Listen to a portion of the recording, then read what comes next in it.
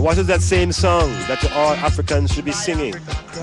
What is the one theme that all Africans and black people should be singing? Why can't we sing from the same page?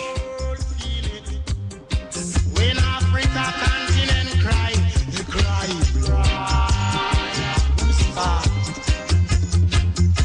No trouble, Africa, cry.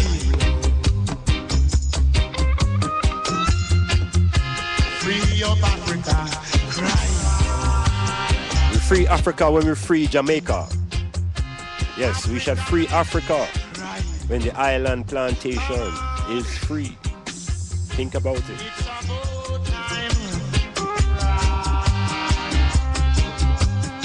African and African should hold hands in honor. Yes, child. It was a theme. Cry. Cry Africa. Yes, it's a time. This is the Black History Month, and we are quarreling as to whether we are black or whether we're Africans or whether we're Jamaicans. And we're quarreling whether we should be celebrating in February or October. And we're quarreling whether the month is even necessary. Blood, blood, blood, blood, blood. Blood, blood, blood, blood, blood. Cry. It's also distasteful Cry Africa. when we're crying for unity along the lines of the African blood. We're separating along the lines of class and intellect. Tenastilin, hail up to the ones and ones out there in Radio Land and people online. This is the Metamorphosis. I'm your host. I'm Dr. Iman Blak. In a different mood again. First of all, giving thanks to the previous session and Sister Irisha, who passed through the Metamorphosis and lets off some feminine vibrations from all different angles. We give thanks for the intervention because it's not just man alone. It's not a male thing, and I'm going to speak very, very strongly today about this same-sex invasion philosophy that is threatening to overpower the entire Western world and by extension trying to capture the entire globe.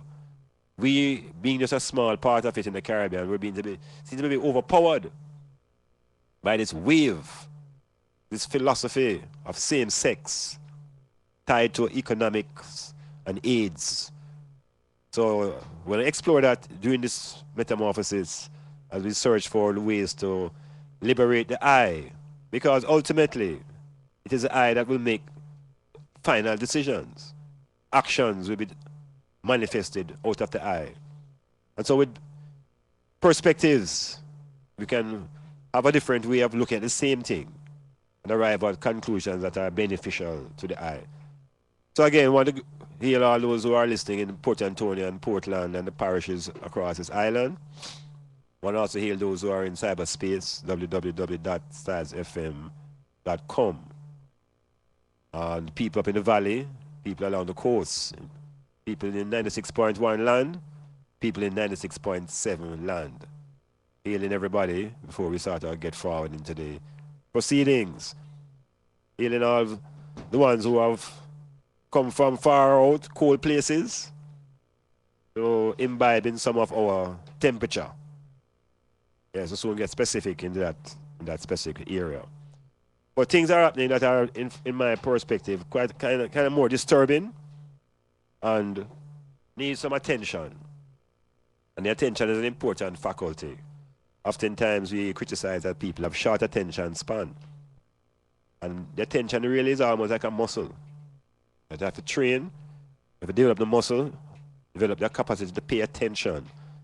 Because it's in paying attention that we're able to identify real critical issues, and through observation.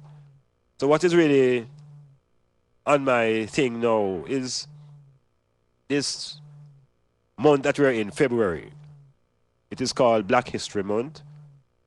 And the previous government forced the month to be called also Reggae Month.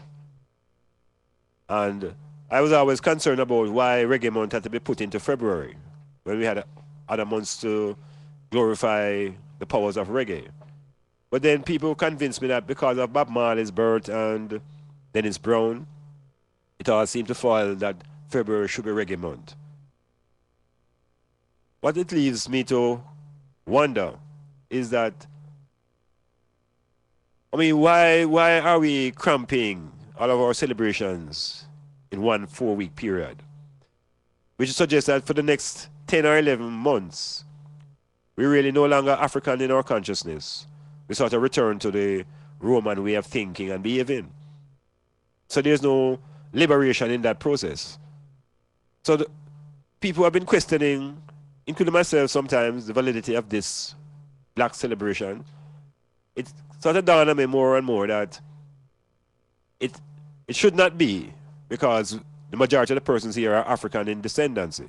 And I say descendancy purposefully because I don't really see the difference between an African descendant and an African.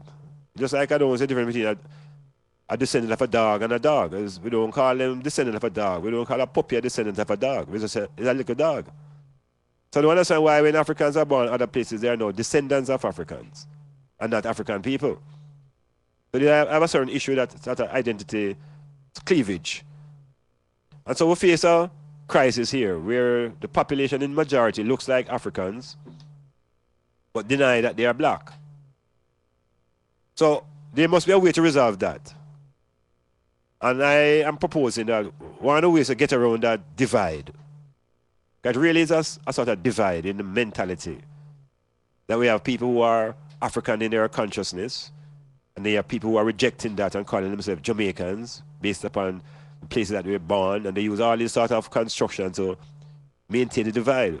But I'm saying no, rather than work to maintain the divide, one of the ways to break down that divide is to begin to perhaps look at ourselves not just as African people or Jamaican people or even Black people, for some people who don't like that term, but we get more fundamental. And at the fundamental level, there's a sort of term that we use when we're talking about this kind of Blackness. We call it biological Blackness, which is very difficult to escape. And the biological Blackness that I speak of now is grounded in the existence and the functioning of the melanin that's in the skin. So it's rather than divide ourselves between African people and Black people, we should begin to rally around the concept that we are now melanin people. And if we are melanin people, then we must begin to build our economics and our identity around the concept of the melanin people. Who are the melanin people? What is the history of the melanin people?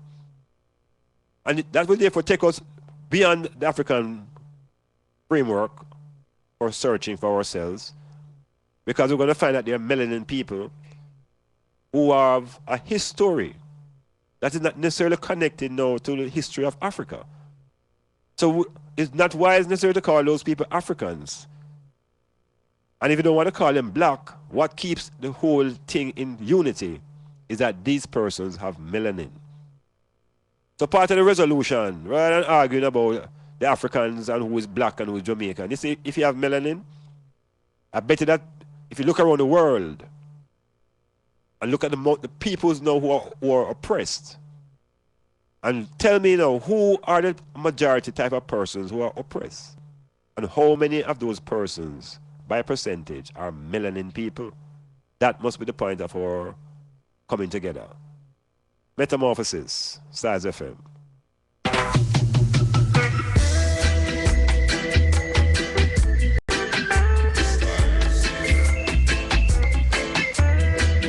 Styles FM 96.1.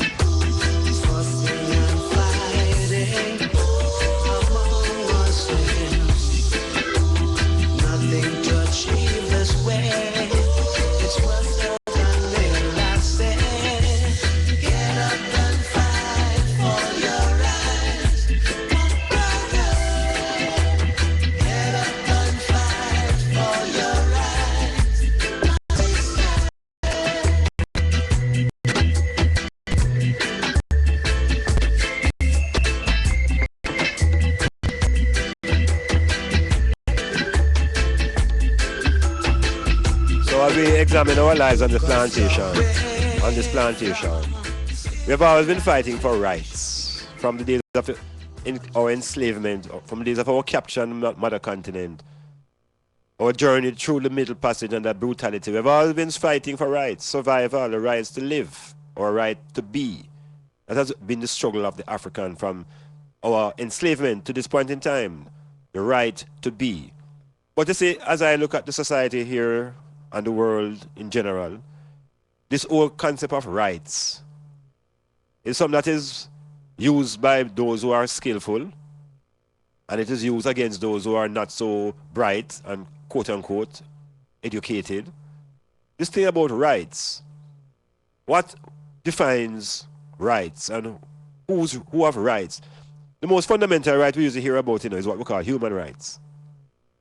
That means, just because you're a human, you're entitled to certain rights. Rights, perhaps, that would be afforded to you by the society or maybe your family or whatever, but you're afforded certain rights.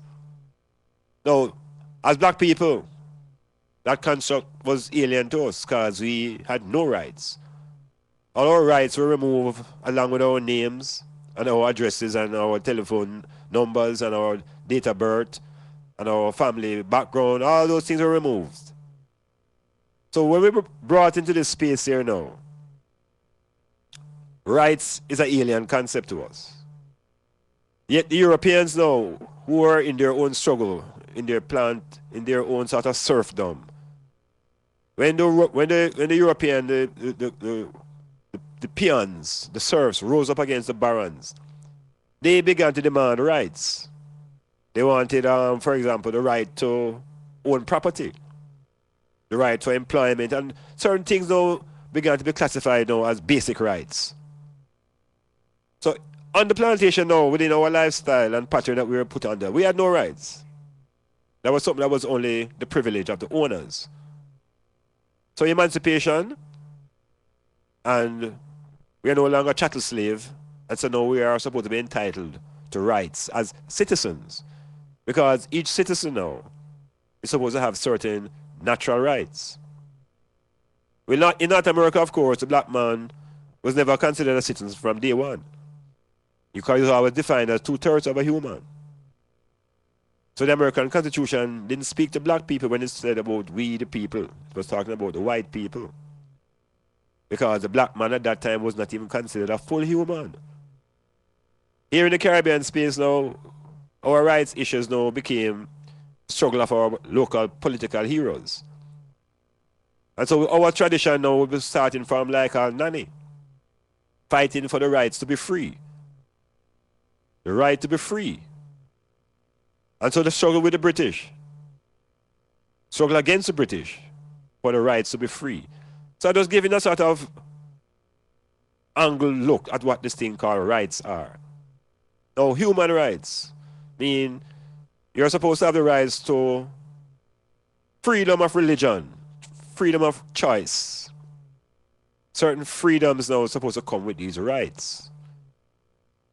And at the same time, it should be protected by persons who are not really necessarily in agreement with what you are into, but you have a right.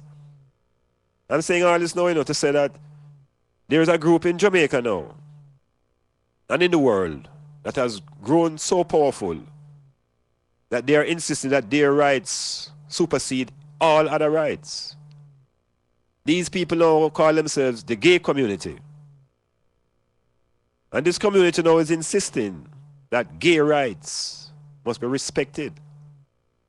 Now, obviously, no one can have any problem with people demanding rights. But you see, as a black man now, treading in the Rastafari tradition, and realizing that here on the island that I live, and where I contribute so much, that in a month like this, them glorifying Bob Marley and everybody singing praises of this Rasta man who do all these things for Jamaica. And with all of that, I hear nobody speaking about the rights of the Rasta man here. So the gays now have organized themselves to become such a powerful group that they can insist that changes are made by the government. because the government must respect their rights. And I'm saying no. So, what about the rights of I and I? What about the right of I and I to have possession of marijuana? What about that right? So that right don't have any force. Eh? And we are here, citizens, contributing to the upliftment of the society. Yeah, by bringing the world here to our culture, which is grounded in Rastafari and the music. What are the rights? And who is protecting and defending the rights of Rastafari people here on this island? Yet the gays can come here and insist that their rights be respected. Not only that, they use their money and insisting that the University of Technology have a program of tolerance. So this is a new word now, tolerance. All I say. Nothing wrong with tolerance. But where is the tolerance for Rastafari?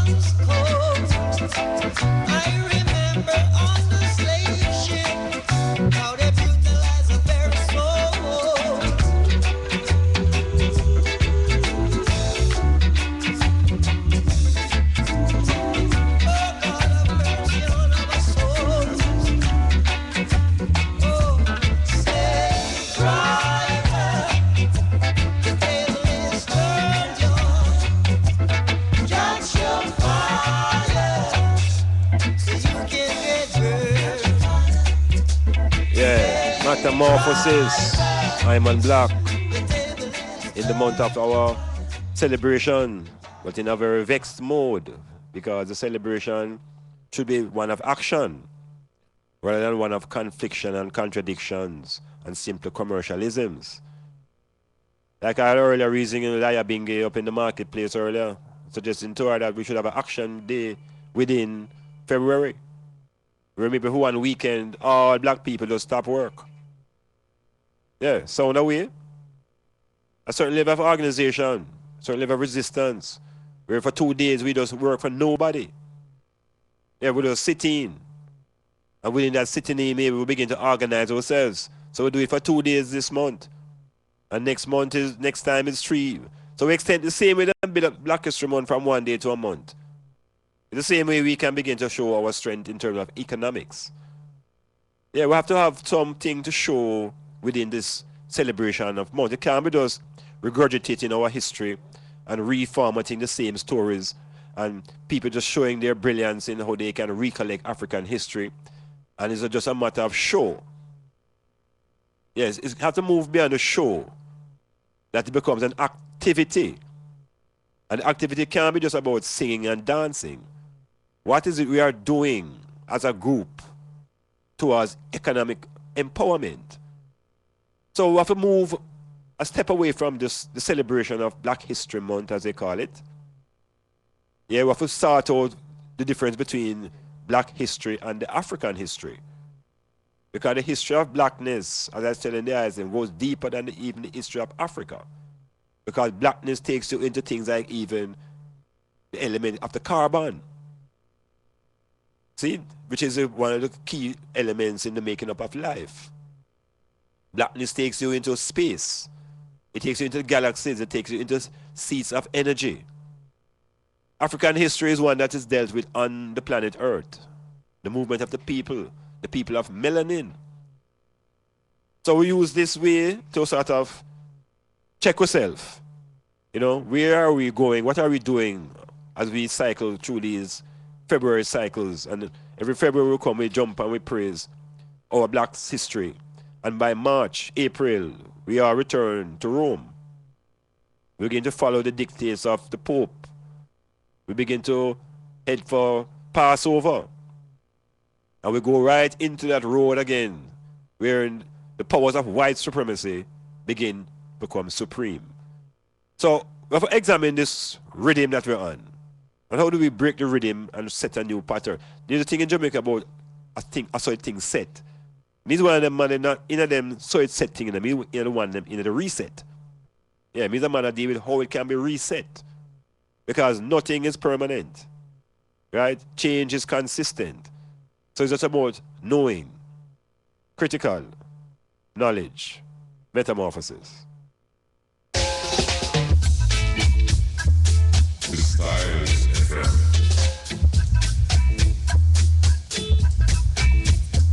400 years. 400 years. 400 years.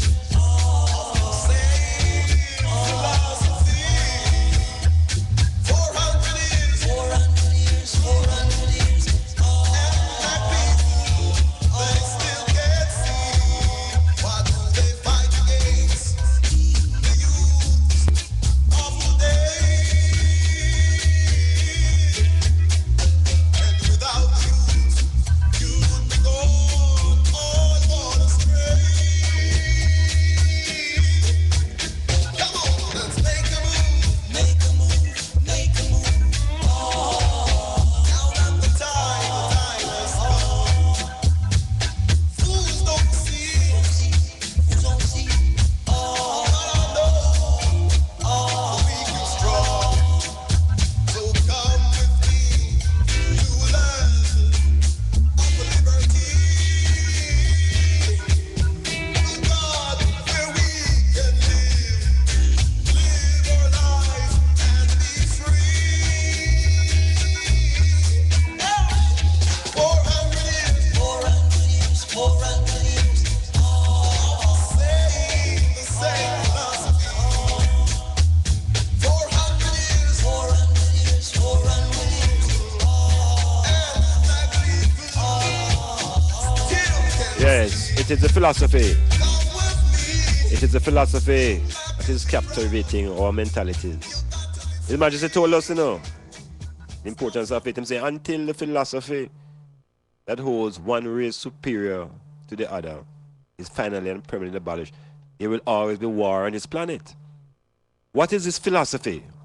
So you see the word philosophy is not like an eerie argument, It's a powerful instrument that is used by individuals and groups, institutions. Philosophy. We as black people, we have lost the meaning of that word and we think it's something eerie. When a man tells him a philosopher, you think him just talk without understanding the power of the thought. So philosophy is important. And in coming over, I had a new twist to this speech by His Majesty. It dawned on me that until the philosophy that holds one gender superior to the other is abolished, black man and black woman will never come together.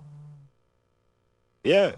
That superiority philosophy that they give us, that one gender is superior, it'll mash we up all as a people. So there's an issue when philosophy is all a supremacist ideology.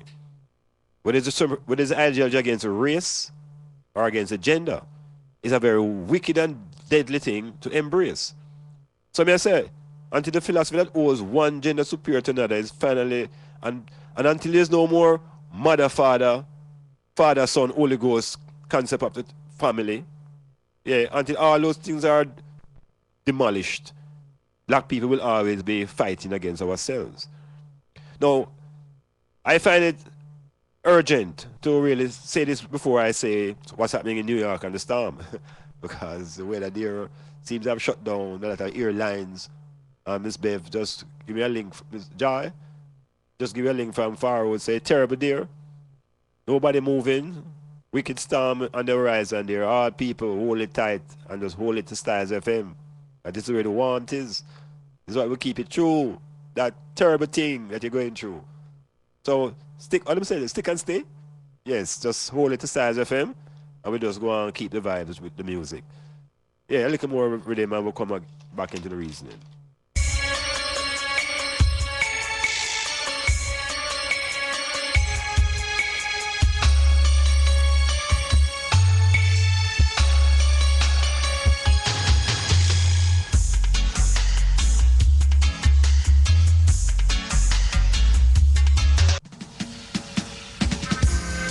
It is not good to travel today, neither across the ocean.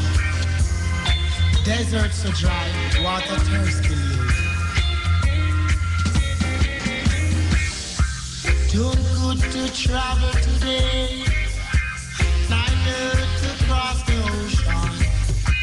Deserts are dry, water thirsty you. Kill you, kill you, kill you. Kill you, kill you.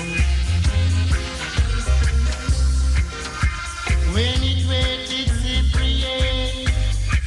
When it down, it cramp your belly. Don't want to see you underground. Don't want to see you underground. The ground, the ground, the ground. Caution, my brother, caution, take it. Black soul, you black as me. So black, so black, so black, so black, so black. I'm proud, I'm black. I'm proud, I'm black. I'm rejoicing, I'm black. Who no black, now go black again. Who no black, now go black again. So black. My skin is black. So black. Oh, so black.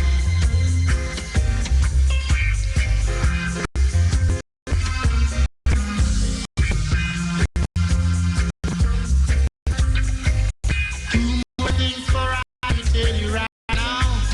Two more things for I to tell you right now. Two more. My old great grandmother, great grandmother, mother. She's black, so black, yeah, she's black. My old great grandfather, great grandfather, father. Hey, round that forward. I want the people to listen to what Burning Spear said. So black, Listen to the generations of people who have Play been that back black. for me one more time. Check it out. Father, father, father. Well, this one Great is a grandfather, bombshell. father. across Check the it in the ocean. thousands. Deserts are dry, water thirsty you. Too good to travel today, neither to cross the ocean. Deserts are dry, water thirsty you. Kill you, kill you, kill you. Kill you, kill you.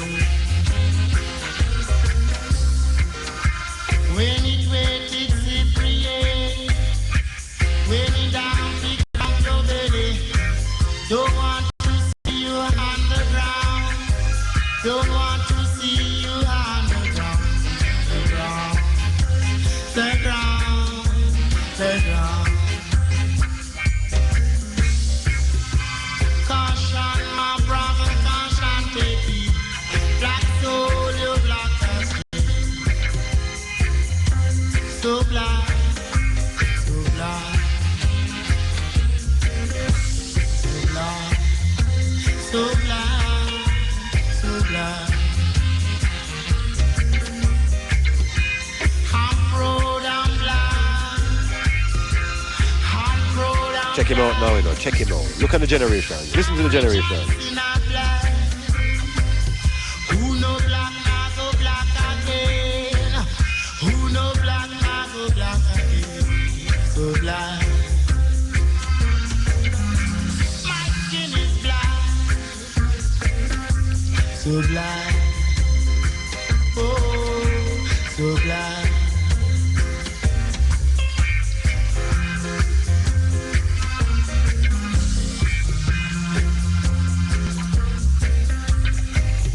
Two more things for I to tell you right now. Two more things for I to tell you right now. Two more. My old great grandmother, great grandmother, she's black. We're going way past Egypt a while ago. Yeah, we're going about 10,000 BC. My old great grandfather, great grandfather, Father. Woi! oh, he's black, so black, so black, so good to travel today. Yeah, Metamorphosis insisting that if we're going to celebrate this thing here, we better embrace it, imbibe it, that when next month comes, we still have it. Yeah, so you have it all, you know. Otherwise, by Easter, the bun and the cheese and the merriment and the Christ and the Savior, lick it out of you. Yeah, man, you're just ready again to be a slave for the Lord. Right now, we are just celebrating our blackness, and in the burning spear tells us that is thousands and thousands of generations of black people have been on this planet. So we don't want nobody going like it's a little new set of people but just coming up. And then remember now there are no such set of people called Negroes. Negroes are people whose mentality only grow to the height of their knees. That's why they call them Negro. The African black man now who raises his consciousness to the pineal level is man.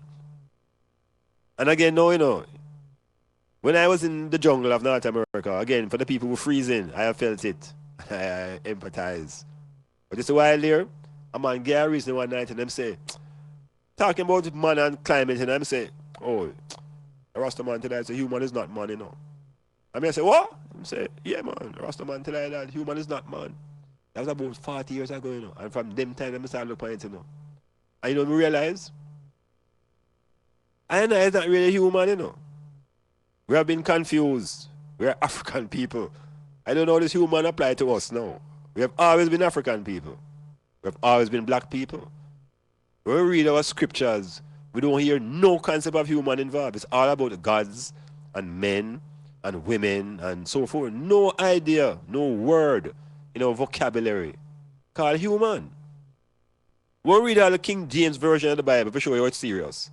It's a God said, let us make man. No concept of human. So, I can say clearly now that you see, human is not man. Yeah. And you see, black people now, we have to stop calling ourselves human beings. Because we are not human beings. We are African people. And you have China man, and you have Indian man, but you also have human beings. But just recognize that I is not human beings. Let us make man. I, man.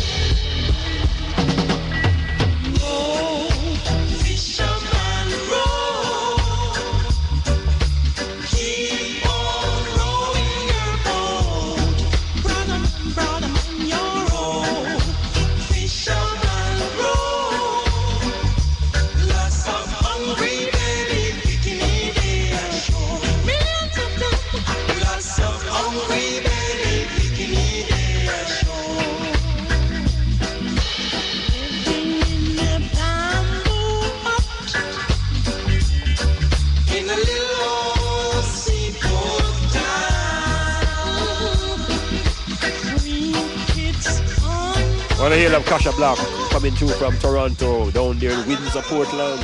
And you have all the people in Portland, and the people in Windsor in particular. Take care of Kasha Blak. See? I must step in along the seashore.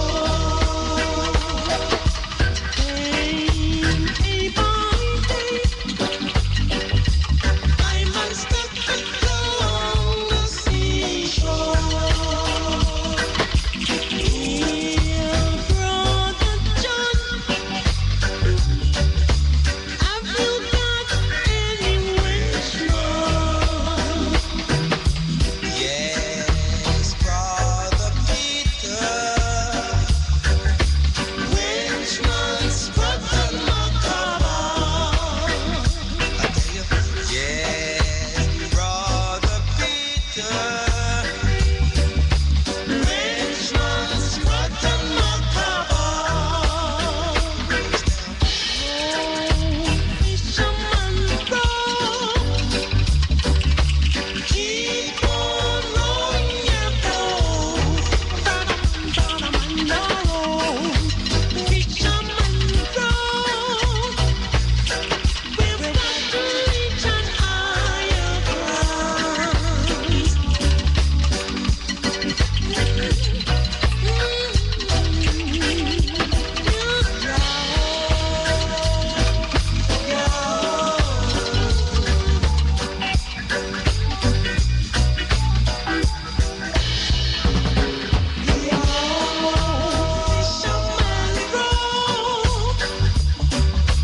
keep on rowing your boat. Fisherman bro, yes, we've got to reach an higher ground. Brothers, we've got to reach an higher ground.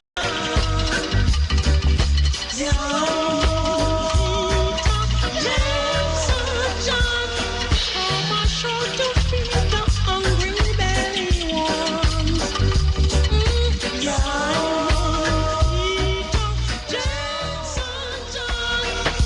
The time is brought to you by White Caves Pharmacy, 38 West Street, Port Antonio. The time is 10 o'clock.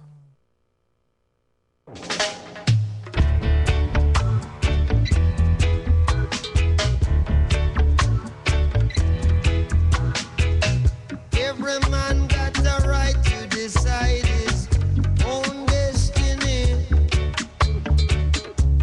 And in this judgment there is no partiality. So arm in arms with arms, we'll fight this little struggle. 'Cause that's the only way we can overcome a little trouble. Brother, you're right, you're right, you're right, you're right, you're so right. We gon' fight, we'll have to fight, we gonna fight, fight for our rights.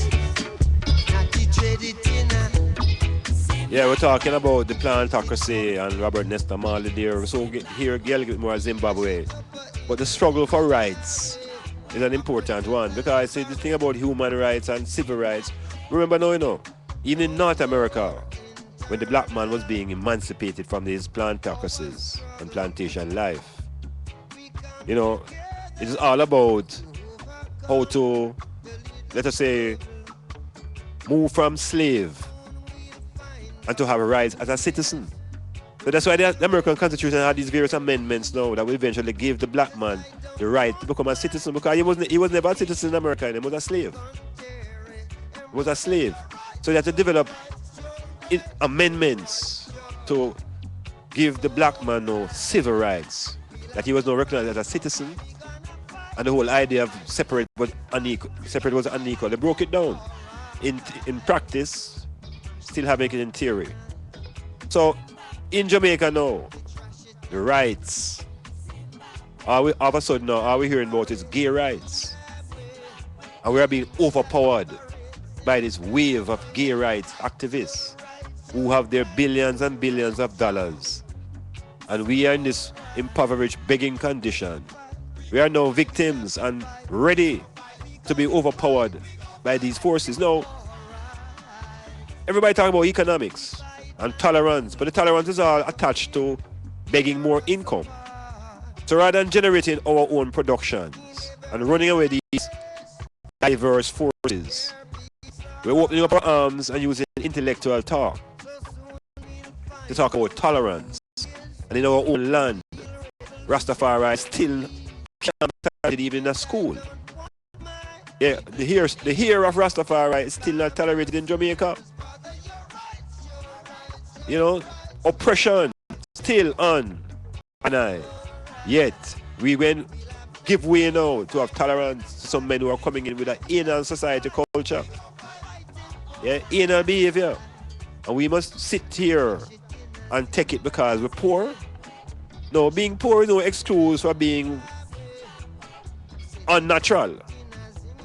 Because I'm going to insist now that within nature and within earth existence and time, that there are certain thresholds that you have to sustain in order to maintain a balance of forces in nature. There are certain forces in nature, and it takes a certain level of balance to maintain this harmony that we have in nature. And in maintaining that harmony, we also advance the cause of the people of the world. In other words, there's a greater harmony between the people of the world and the environment. Within that same idea now, there are two very important universal, mental, dynamic principles that govern all creation. Yeah, and I'm saying in all creation. And this creation I'm talking about now is not just creation of man. Creation manifested from the level of the atom to the biggest galaxy.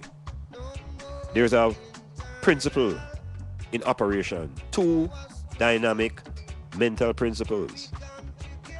These principles, as I say, manifest from even the level of the electron to the biggest whale in the ocean. And within these life forms and experiences, even let us call one magnetism, and we can call one electricity, as manifestations of these two dynamic forces. We can call them at the mental level, we can call them desire, and we can call the two forces will. We can say will and desire are two of the important mental principles that are universal. When we reach the level of beings now on the earth, what we're going to call man, these principles manifest themselves as male and female. And I'm saying it is these two important principles that will have to work in harmony to advance the cause of black people. So the people who are imposing this same-sex ideology and philosophy will find resistance here consistently, because the African presence must be maintained. An African presence cannot be maintained within the same-sex philosophy. So it don't apply. So the conflict and the confrontation may be just as strong as what's happening between Israel and Palestine. It's deeply rooted in culture and in the black story. And so Jamaica, in general, and the masses will not bow to this philosophy of ending black supremacy, of ending the supremacy of the black people as a race and the dominance of the black gene. So it's the same sex. The extreme of that now, you know. The extreme, and I'm going to give you the extreme. If man decides to begin to have sex with animals, it happens, you know. They have a word for it. They call it bestiality. So are you going to suggest to me now that if a man decide, or a group of men decide to practice bestiality, that they will have to have that they have their rights, and that we have to defend those rights for them to practice that type of behavior. You see, that's what I'm saying. There's a threshold. There's a point you reach where you begin to disrupt the harmony in the environment. And we're approaching that with that same-sex philosophy.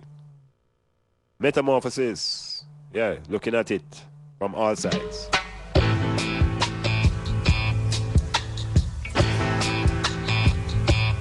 We don't need, no, we don't need no more trouble, no more trouble. We don't need no more trouble.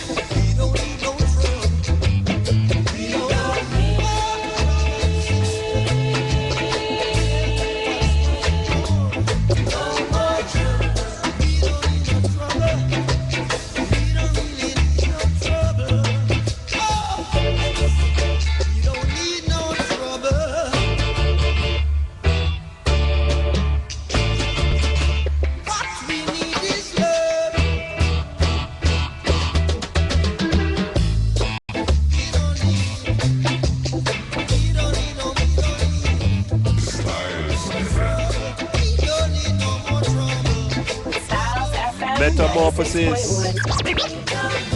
You know the splash people in New Jersey, boy, I hear say cold, cold, cold, cold, cold, cold. But there's life in styles. So Metamorphosis saying hold it no warm inside.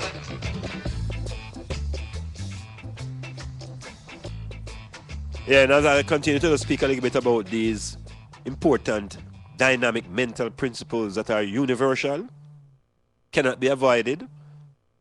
These principles now, and we're talking about principles, because the masculine and the feminine are principles. Yeah, it express itself in electricity and express itself in the beings called man. The masculine and the feminine. They both are driven by laws, natural laws. These laws, we call them laws of attraction and the laws of repulsion. These laws work not only at the level of man and mentality, it works at the level of the electron and the atom and the chemicals. All of these are governed by these universal laws of attraction and repulsion. And in that behavior, one behavior is ascribed as masculine and one as feminine. The feminine is the one that is attractive. And the masculine is the one that is repulsive. In other words, like electricity and magnetism. So we're talking about forces, talking about principles. So the male and the female is not just a man and a woman. It's not so. We are principles in nature. And collectively, we are man. Yeah, collectively now, when the male and the female principles come together, they form man. And we spell that man, capital M, capital A, capital N. Different from common A, common M, common A, and common N. Because a small letter of man signifies a male, an individual male. But the capital, bold M-A-N, signifies a race of people. It is the male and the female in collectivity is man. And that's what the Bible was trying to tell people. That in the beginning God said, let us make man in our image. Male and female created he them. So the man, the concept of man, is it because we're so backward in the English language? We keep thinking man mean male. But man is a collective. It's a collective noun. And so we are man. The melanin people are from the race of man. The principles of male and female is what keeps the race going. So let us not be duped into this concept of relations that are now based on these same-sex issues. Because where are the children going to come from? So these two men are going to adopt a child from somebody who come from a man and a woman. What is the purpose? What is the purpose? So there's a long-term plan that has to do with population control. Yeah, a long-distance plan that we are alert of it, we are aware of it, and with consciousness, we will maintain our family structures. We will build relations between males and females consistently. It has nothing to do with no Bible. It has nothing to do with no church. It's talking about preservation of a race. Yeah, and we need procreation for creation to take place. So those who are fighting for same-sex relations, you're going to have a hard time here in Jamaica. Because as much as we appear to be poor, and the government keeps us broke, the morality and the spirit of this people is about Africanicity. And in that tradition, we know that family is crucial. We know that the woman is central. We know that the male is vital. So we can't say, or it can work any other way.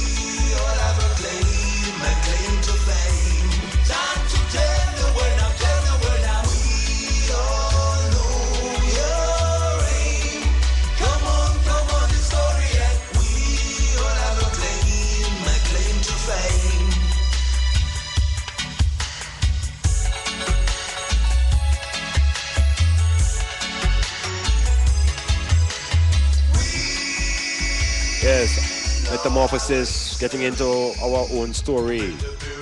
Our story grounded in the knowledge of the pyramid culture. And I have in my hand here a book called The African Origin of Biological Psychiatry. Yeah, I'll say it again. The African Origin of Biological Psychiatry by Richard King, MD.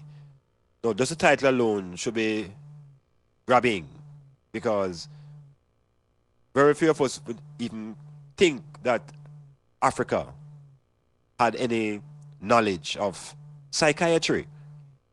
Eh? Psychiatry sounds like something what the white man invented as a science.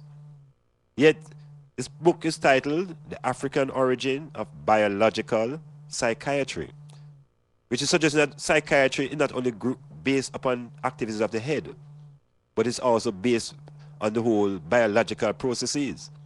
And within black people, one of the most important organs in the makeup of the black man is his skin.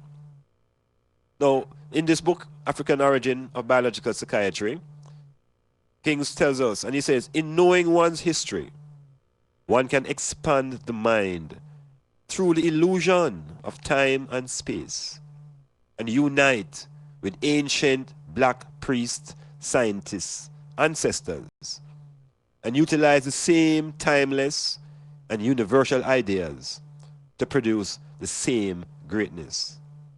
Today's reborn black man, mental masters, they can focus the mind by embracing their historical blackness, by developing a deep knowledge of one's black ancestry, and thereby becoming fluent in the translation of ancient images as they appear in today's world. Importance of knowing our own story. So I always speak about ancient Egypt as a starting point. It is a key point for uncovering our black cells. And when we talk about ancient Egypt, it goes beyond Moses and the King James Version. But ancient Egypt is not the only place that we can point to when we want to talk about our story. There's a set of islands in the Pacific. I'm talking about the Pacific Ocean. And I always say to my listeners, it's important that you sort of have access to a map and a dictionary and a Bible and pen and paper as we go through the Metamorphosis. Because I want to bring the attention to my listeners and viewers of a set of islands in the Pacific. It's called an archipelago. If you look at it, it's not much different from how the so-called Caribbean looks. A set of islands. And they go by the name of Melanesia. Melanesia. Now, Melanesia, if you write down that word and look at it carefully, it's difficult not to see melanin. Yeah, the word is Melanesia. And I'm suggesting that when we look at the word Melanesia, it's very easy to see melanin. When you search for the meaning of the word Melanesia, it refers to the Black Islands. So, melanin and Melanesia and blackness. I'm pointing around to the item that there are a set of people living in the Pacific, in Melanesia, who are melanin people. Melanin people in the Pacific. Now, these persons, people, don't necessarily see their historical land as the African continent, because their history and their mythology goes back 20, 30,000 years ago. And in that mythology, some of these cultures insist that they are the original man. In other words, no, they don't really have much knowledge of what's happening around this side of the world, about the teachings of the Garden of Eden and Adam and Eve and all this other story. They have a different version, and they are melanin-based people. They are black people from the Black Islands. Now, it's important that we, as black people around this side on the Atlantic, Recognize that we're not alone. These people have dark skin, they have woolly black hair, and they are melanin-based people. They speak about their times 20,000 BC. They have their own history, they have their own philosophy. They speak about their ancestral origins. Yeah? So I am saying to the ones them now who are listening and talking about black history and Africa. The whole notion of being African and being black has to be expanded to include and be total, that when we speak about ourselves, we speak of the melanin people. And we're all over Earth. Not just Africans, not just black people, melanin-based people. So I want them to check out Melanesia. Check out the melanin people from Melanesia. There's also Polynesia and Micronesia. We could get a little bit more aware of how the globe look. Because the world is not just about the Atlantic Ocean. There's a lot of things to know about black people, melanin people from around the Pacific of the world. So, Melanesia pointing us to take a look at our black cells in that space.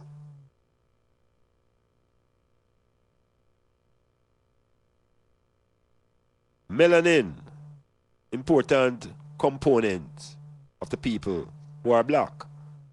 How many people know about the science of melanin? Yeah, there's a science. There are books that speak to melanin as a science. We as melanin people should know everything possible about melanin. It has been stated that it is because of melanin why, for example, we can even run so fast, why we jump so high, why we have visions. Melanin is not just a physiological protection from ultraviolet rays. Melanin has a psychological aspect. So the African origin of biological psychiatry deals with the psychology of melanin. So it's only we can liberate ourselves. It's only I and I can liberate ourselves through knowledge.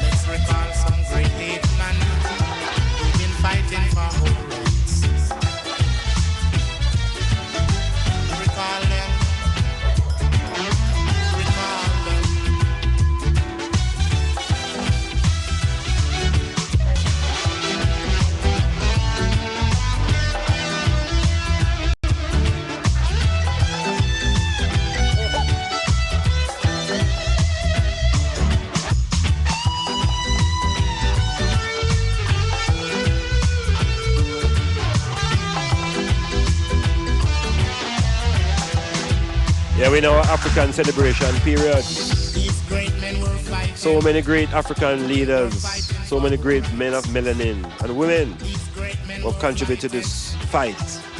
Why we always have to be fighting? Eh? Always have to be fighting. And it's always the same fight. Fighting for the rights. Right to live, right to be employed, you have the right to have an education. These are not rights that people should have to fight for, you know. These rights should be guaranteed. You know, instead of guaranteeing people the right to vote. Yeah, I think I'd rather have the right to be employed and the right to be in a proper shelter. Those are rights that I and I should be struggling for. But instead of that, you know, end up struggling often at times with against each other to prove who is more righteous. So this is a problem that I'm seeing within the black tradition. That all of a sudden, you know, we have been exposed to a different level of education. And in taking this education now, a lot of our educated black people have suddenly become authorities. And in becoming authorities now, they have attached to it the element of arrogance. So when the authority is arrogant, there's no communication. Yeah, man, it's just pure blap blap, my way or no way. And we can't really advance any sort of liberation without dialogue. We don't even want to die with a log, without conversation, without reasoning. We don't even want to compartment. That's why Rastaman is always a reason and done, you know. We just have a reason. Because within the reasoning, we hope to arrive at what is practical, what is useful. Because oftentimes what was useful 50 years ago may not be useful today. And we can't insist that that goes on because it was useful 50 years ago. Things and times have changed, so we have to have a reasoning. So the plantocracy, the plantation, we want to recall an African leader who was born in 1925 in July, and he was assassinated in 1961. Very, very young man. That means he lived for only 36 years. One of the African leaders, and every time the African leaders rise up and begin to show the capacity to pull the race together, they are usually assassinated. When they're not assassinated, they are infiltrated, their organization. And so there's a consistent effort by the planters from the days of emancipation to keep a look and keep an eye on the black population generally and keep an eye out for potential leaders. That when these people rise up, both male and female, generally the population call them troublemakers. Because the trouble they're going to make maybe other persons discontented, because it's about changing the status quo. It's about making the playing field a little bit more level. Because the country, for example, is not suffering from famine, yet people are hungry. And the country is not really suffering from a shortage of money, because money is here. What we're seeing to be suffering from is a disease called greed. Yeah, it's a disease called greed. And so nobody really understands what it is to have sufficient, and nobody knows what it is now to be contented. Because a man wants $1 million by morning. Yeah, and become rich by tomorrow. So these are some of the things that making life on the plantation difficult. And we have to use our conscious knowledge to sort of try and straighten ourselves out. Patrice Lumumba rose up in a place in Africa, what is in Central Africa. When I was a youth, I always thought Central Africa was the belly. And the country that appealed to me was the Congo. And so the Congo is a place that is not spoken about often, but like all other places in Africa, it is very rich in natural resources. And so the Europeans, in their invasion of Africa, the Congo was captured by the French. Now, if you notice recently in the news, the French have been on the headlines again. Because the French have had to go back into Mali, their armed forces, and recolonize Mali. They have an experience in Algeria. They decimated Haiti. And so they also had a hand in the Congo. And in the Congo, there's vast amount of rubber, vast amount of petroleum products. Now, Lumumba was one of the first, actually became the president of the independent Congo. The Congo was being controlled, and Lumumba, as I said, was born in 1925, and by 1958, he became the president of the Congolese National Movement. And 1 year later, he was jailed for inciting riot. But by 1960, he became the premier of independent Congo. Now, the Europeans were not really pleased with it, because what Lumumba did was to sort of run away all of those who represented the French elite. And in searching for an independent route, Lumumba tried to get help from the Soviet Union. And this is probably where people would say he went wrong. Because in asking the help from the Soviet Union, it set forces against him. In the same way when the Michael Manley regime asked for help from the Soviet Union, it too set forces against Manley and Jamaica. Something similar happens to most people when they reach to Russia for help. The American government tends to make it more difficult for them to survive. And so there was a mutiny in the army of the Congo.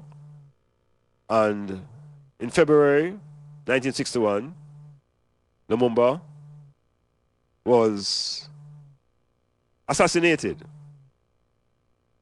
Yeah, he was assassinated. And imprisoned and assassinated. And the government at the time announced that he was killed while trying to escape. Most persons in the country will realize that that was a sort of fabrication. And so Lumumba is part of African history as one of the fighters who led the Congo to independence. Lumumba, Kwame Nkrumah, a whole army of African leaders, and yet the African race today, in 2014-13, is not much more independent than even in the 1960s. So it means there's something that we're still not doing right.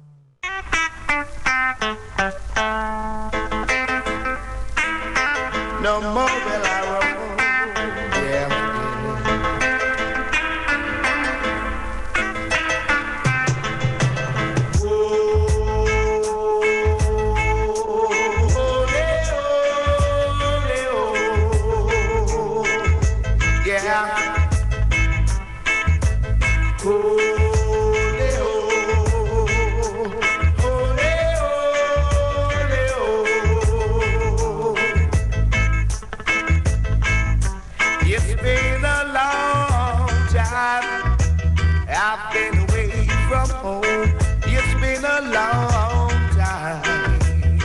No more will I roam, no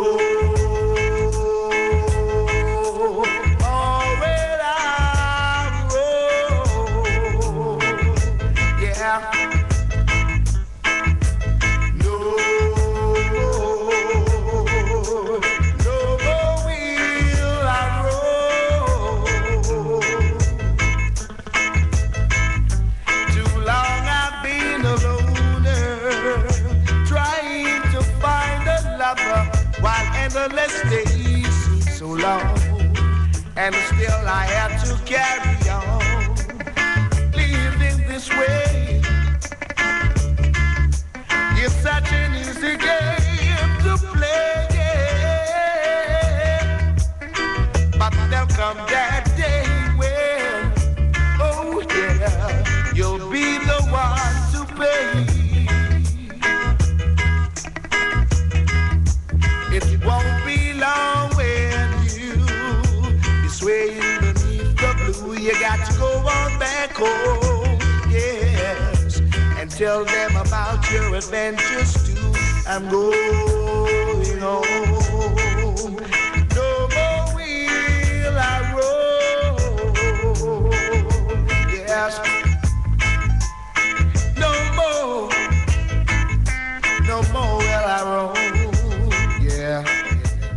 looking into the recalling some great men out of Africa. And so we just look at the central of Africa. Because Africa is such a vast continent that when you hear a man tell him to repatriate to Africa, you have to just ask him if he really know him myself. Because you can't repatriate to a continent. You have to go into a country. So the man must can tell you which country in Africa is he repatriating. Otherwise he must talk, idle talk. So we're looking at areas of Africa. There's the east, the west, the north, the south, the central, and the horn. A man have to tell you now where in Africa repatriating. So you're going to Central Africa or you're going to west. You're going to the north, to the south, or to the east. So we have to get practical. We're talking about these things of such great importance. Because maybe that's why nothing else happened, you know. We just talk. And in the doing part, we don't strategize the method of doing. But we discuss the talking, and we're very good at that. So Central Africa, vast area. Yeah? So in 1884-85 at the Berlin Conference, when the sharing up started, the French got the Congo, got the certain parts of Africa. The Belgians got a certain part. Well, eventually, you know, the Congo was defined as the Belgian Congo. And in that Congo drama now, we find that Leopold of Belgium had given instructions to his missionaries of how to confuse the black people with Christianity. Because the people already knew the virtues of good life. So here again we see where Christianity was used to sort of undermine the culture of the black people. And if it's not Christianity, it's Islam. Those are two forces that have undermined black culture and that actually enslave the black people. So this is Central Africa. A lot of things we can speak about Central Africa, but we want to go even further up to the south. Because if we go further south, we find a place called Mozambique. And in Mozambique, there's a great leader who rose up in Mozambique that also led Mozambique to independence and became the first president. This man was born in 1933 and he died in 1986. Very, very young again, only 53 years. A lot of our leaders have been taken out very early. And without proper preparation, the replacements are not there, so societies tend to struggle without proper leadership. The name of this leader now is Samora Machel. Samora Machel. Samora Machel. Now, Machel became the first president of Mozambique. Now, I always heard about Mozambique as a youth, but I heard about Mozambique through football and through the great Eusebio. Not a story. But Machel went to Tanzania in 1963, and there he formed, became a part of what was called Frelimo, which is a front for liberation of Mozambique. So what you're going to recognize, a lot of these leaders go through the actual fight for liberation. They're actually guerrilla fighters, and they fight the practical fight. Our situation in Jamaica is that nobody fought for anything. Things were granted. And so no blood was spilled for Jamaica. And so no people are unwilling now to spill blood for Jamaica in this defense. What the leaders have done is fool the people to defend the parties. And so the people spill their blood for the parties. And none will ever spill their blood for Jamaica. On the African continent, the leaders came right out of the field. And so they had the experience, and the people had confidence in them. So their independence were not gained, but were earned through struggle. So Machel now, because the Portuguese controlled Mozambique, he went to Tanzania, set up the first guerrilla training school. I show you the man in practical. And in 1968 to 1974, he led the war against the Portuguese. Real war. And by 1975, Mozambique gained independence. and Samora Machel was proclaimed its president. Now, very shortly, meaning by 1986, Machel was killed in a plane crash. Plane flying over South Africa, and suddenly the plane just made up all sort of problems, and the president was killed. Of course, you know, the critics will always tell you, and those who are doubtful will always say that something was organized in that ending. But the point is, out of Africa, several great leaders. Many have been cut short. What we want to have rise up now is in Jamaica. We want some leaders who have interests in the liberation of the black people to begin to also rise up. Yeah, man, it can't be just waiting to be led. We need leaders. Leadership is important at all times.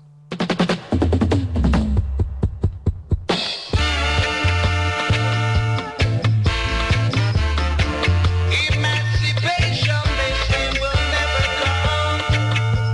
Whoa, will never come. And I say, man is doomed to die. Down in a Babylon with war and strife, grief and the terror and the tongues of hate. This I know will soon abate. For I have seen the land of my father in my visions. From the hills of captivity's plains, yes, I have seen of a righteous one will someday declare, for I this land, for my brothers and my sisters, and my brethren in the yoke of oppression, for the child who only knows of faith and destruction. Deliverance will come, come, come. Deliverance will come. In a distant time it will come, come, come. Deliverance will come. Yeah, yeah. No more visitation. Now I know where I must stand. Yeah. Whoa, yeah. For I have seen the land of my father in my visions. Yeah. From the hills of captivity's plains. Yes, I have seen of a righteous one will someday declare, for I this land. The men called wise, they all laugh at me. My captivity and bondage, all they can see. Emancipation, they say, will never come.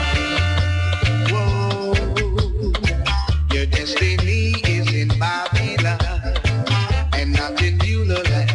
Beulah land, but I know go weary, destitute and scorned. Yeah, yeah. Weak in strength by oppression and dread reforms. Yeah, but deliverance will come, come, come. Deliverance will come. In a decent time it will come, come, come. Deliverance will come. Yeah. Jubilation, celebration, no more visitation. In a decent time, yeah. The jubilation, yeah.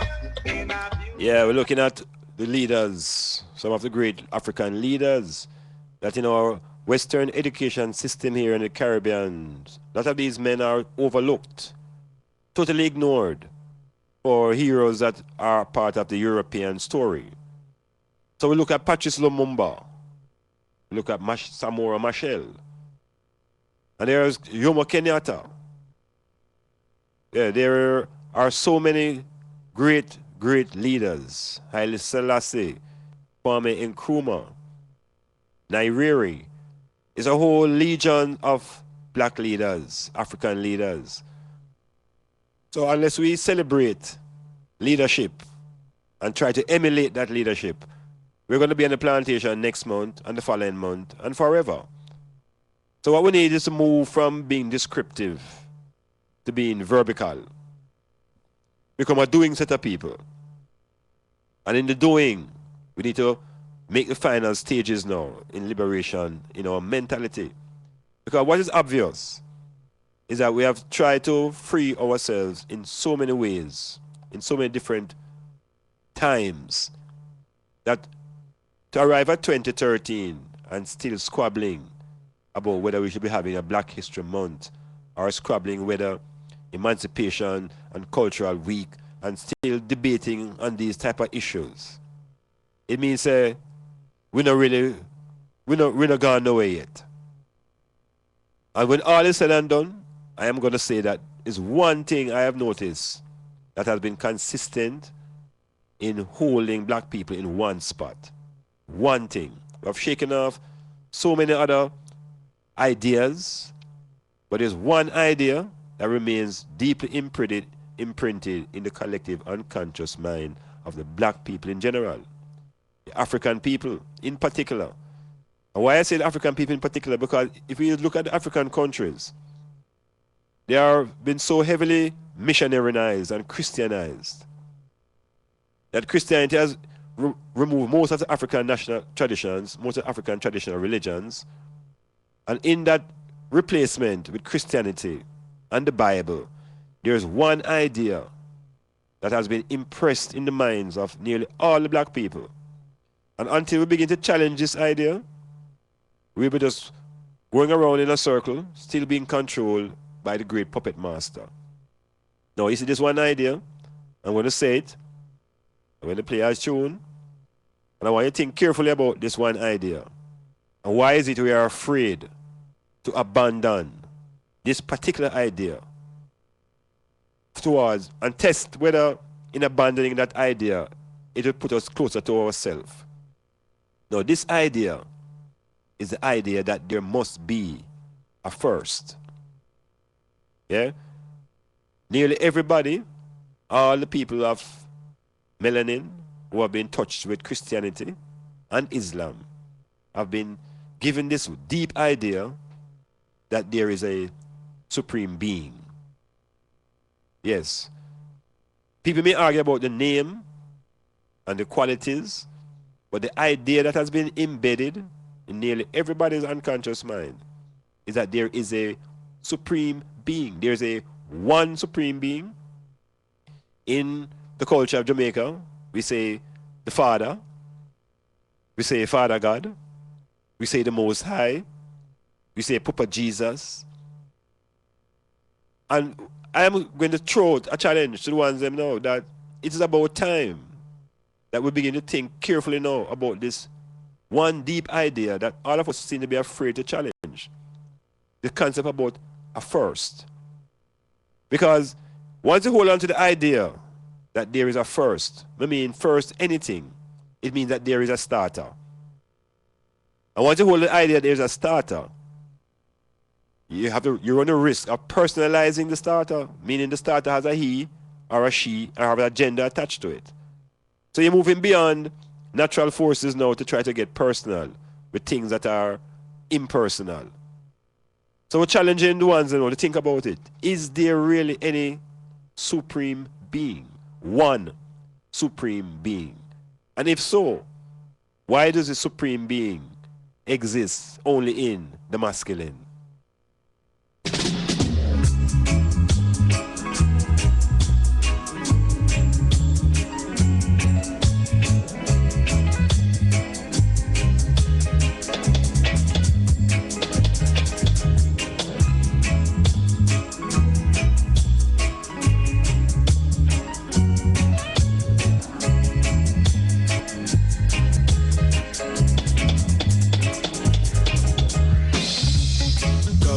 Malcolm X, what men got vexed.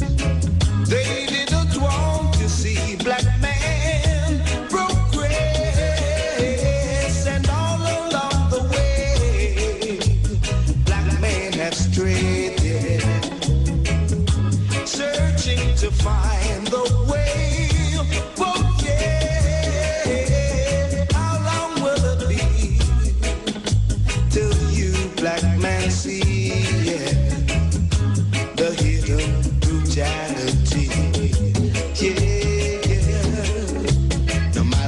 me prosperity was to see, yeah. All men live in unity, but now he is down, whoa, down in the ground. Where can the killers be found? I wanna know, how long will it be, whoa, till all my brothers see, yeah, the hidden brutality. Yeah, yeah, yeah. It's been hidden from our eyes much too long. Yeah, oh yeah. It can't go on and on. No, no, no, no. The hidden brutality. Yeah. Cause of Malcolm X, what men got best.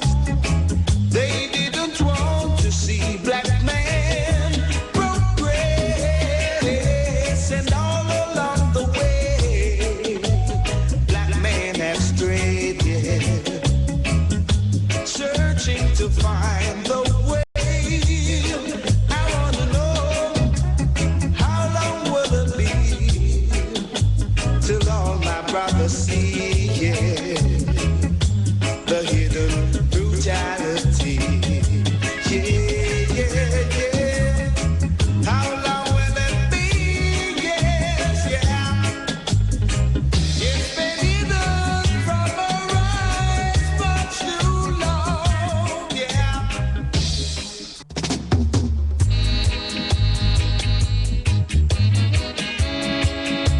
So why must there be a first?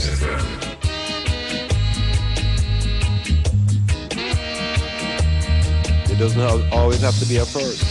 There is infinity. No beginning, no end. Energy cannot be created nor destroyed. Such is the eye. Concrete castle king, won't you give us a helping hand? Concrete castle king, I hope you will understand we're suffering. Yeah, living in your concrete castle on the hill. You don't know what life is like in the ghetto. Living in a 2x4 with no place to walk around. No, no, while you're in a castle all alone. I said, concrete castle king, won't you give us a helping hand? Concrete castle king, I hope you will understand we're suffering. Yeah, life isn't easy in the ghetto. No, it's hard to keep from getting into trouble. The temptation is great,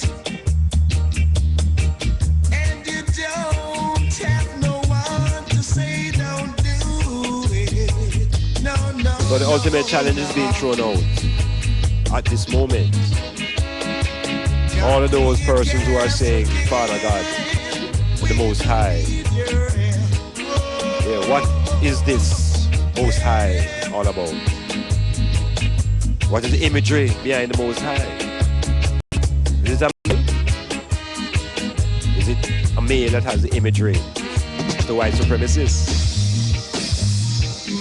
Yes, this Father God. What is the racial makeup of this Most High? Does he look like the slave owner?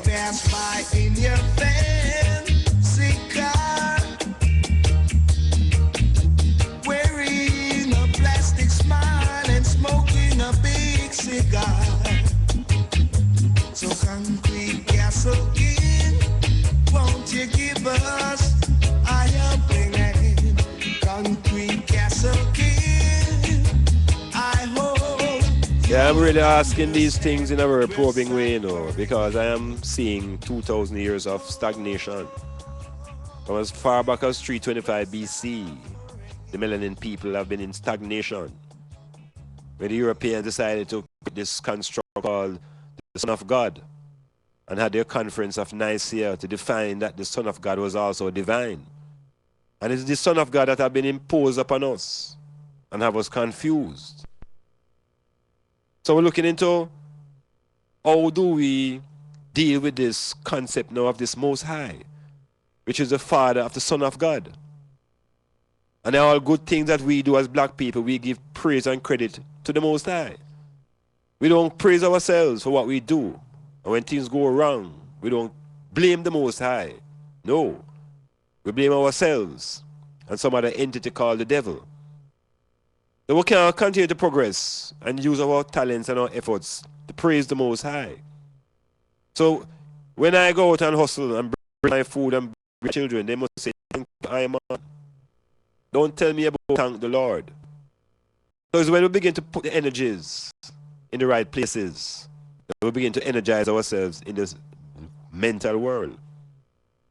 It's not a very simple thing, you know, because this construct of the Most High, I have been hearing it from the day one. And leave all things to the Most High. Eh?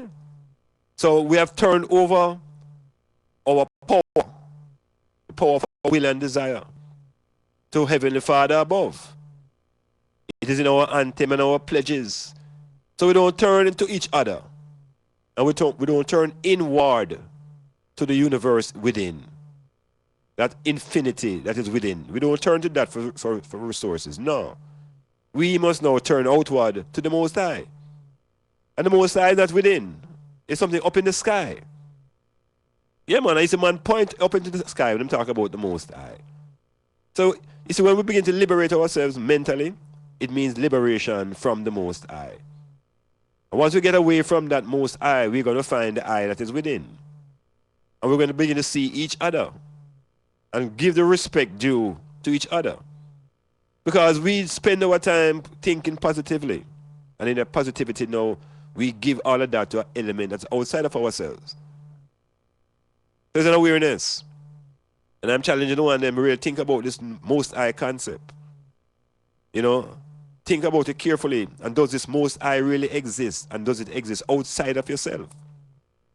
Because if the Most High is not outside yourself, then the Most High is only within, which is just an aspect of the higher I. So the Most High will just be an aspect of yourself. Yeah, the higher aspect, because the self have different levels. So we can begin to talk about the Most High now, and the Most High is outside of our being. Let us bring the Most High within, because all things really resonate from within. The Most High must be the deepest that is within. Think it out. God is serious.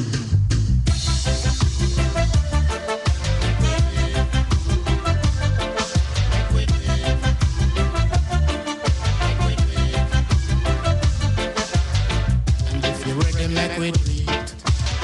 And if you're ready, make we do it. Make we do it for Jah. Make we do it. Rastafari. Make we do it. The roots and culture. Make we do it. And if you're ready, make we do it. Make we do it. And make we do it. Make we do it. And make we do it.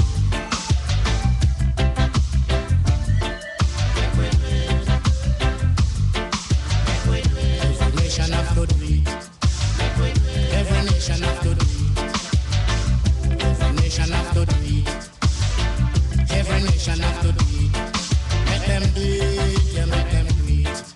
Make them do it, yeah, make them do it. Do it for Jah. Jah Rastafari. Do it for roots and culture. Do it for Jah. Jah Rastafari. And make we do it, and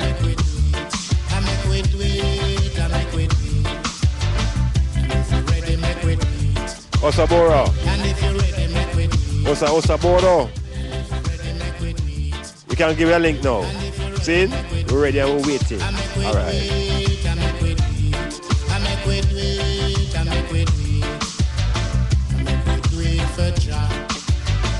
Jah Rastafari. Rastafari.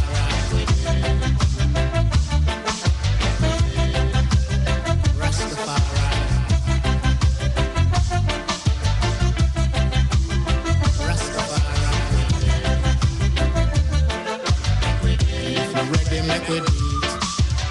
And if you're ready, make we do it. And if you're ready, make we do it. And if you're ready, make we do it. I make we do it. I make we do it. I make we do it. I make we do it. Vamos a make we do it right now.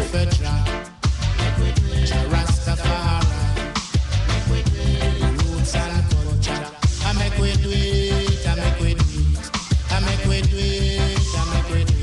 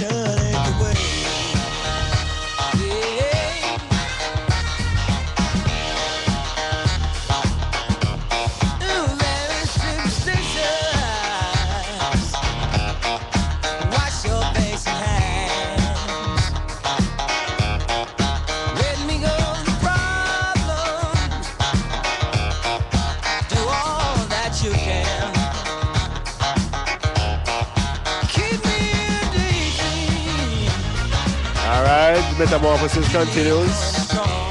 Getting into deconstruction of the mythologies and awaiting a call from Osa Border. But in the meantime, the process continues.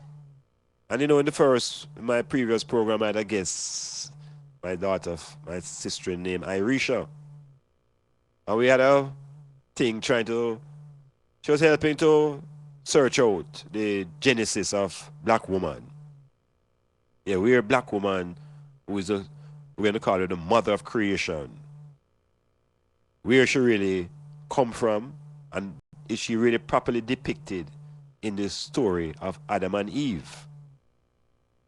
When we didn't know our little discourse there, we had problems because she had a problem with Eve coming out of Adam, and she was calling Eve an experiment.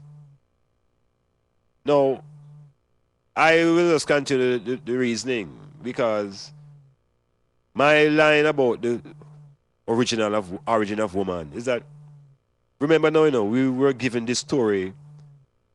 I mean, it was forced on us right across Africa, right across the Caribbean. Wherever the Englishmen went, wherever the Europeans went, they went with a story.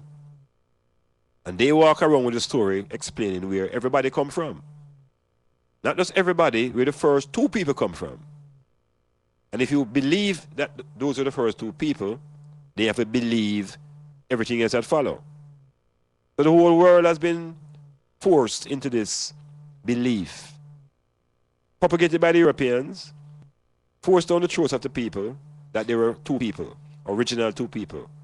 The man was Adam, and it could be two words, you know. It could be A as A, and D-A-M-N.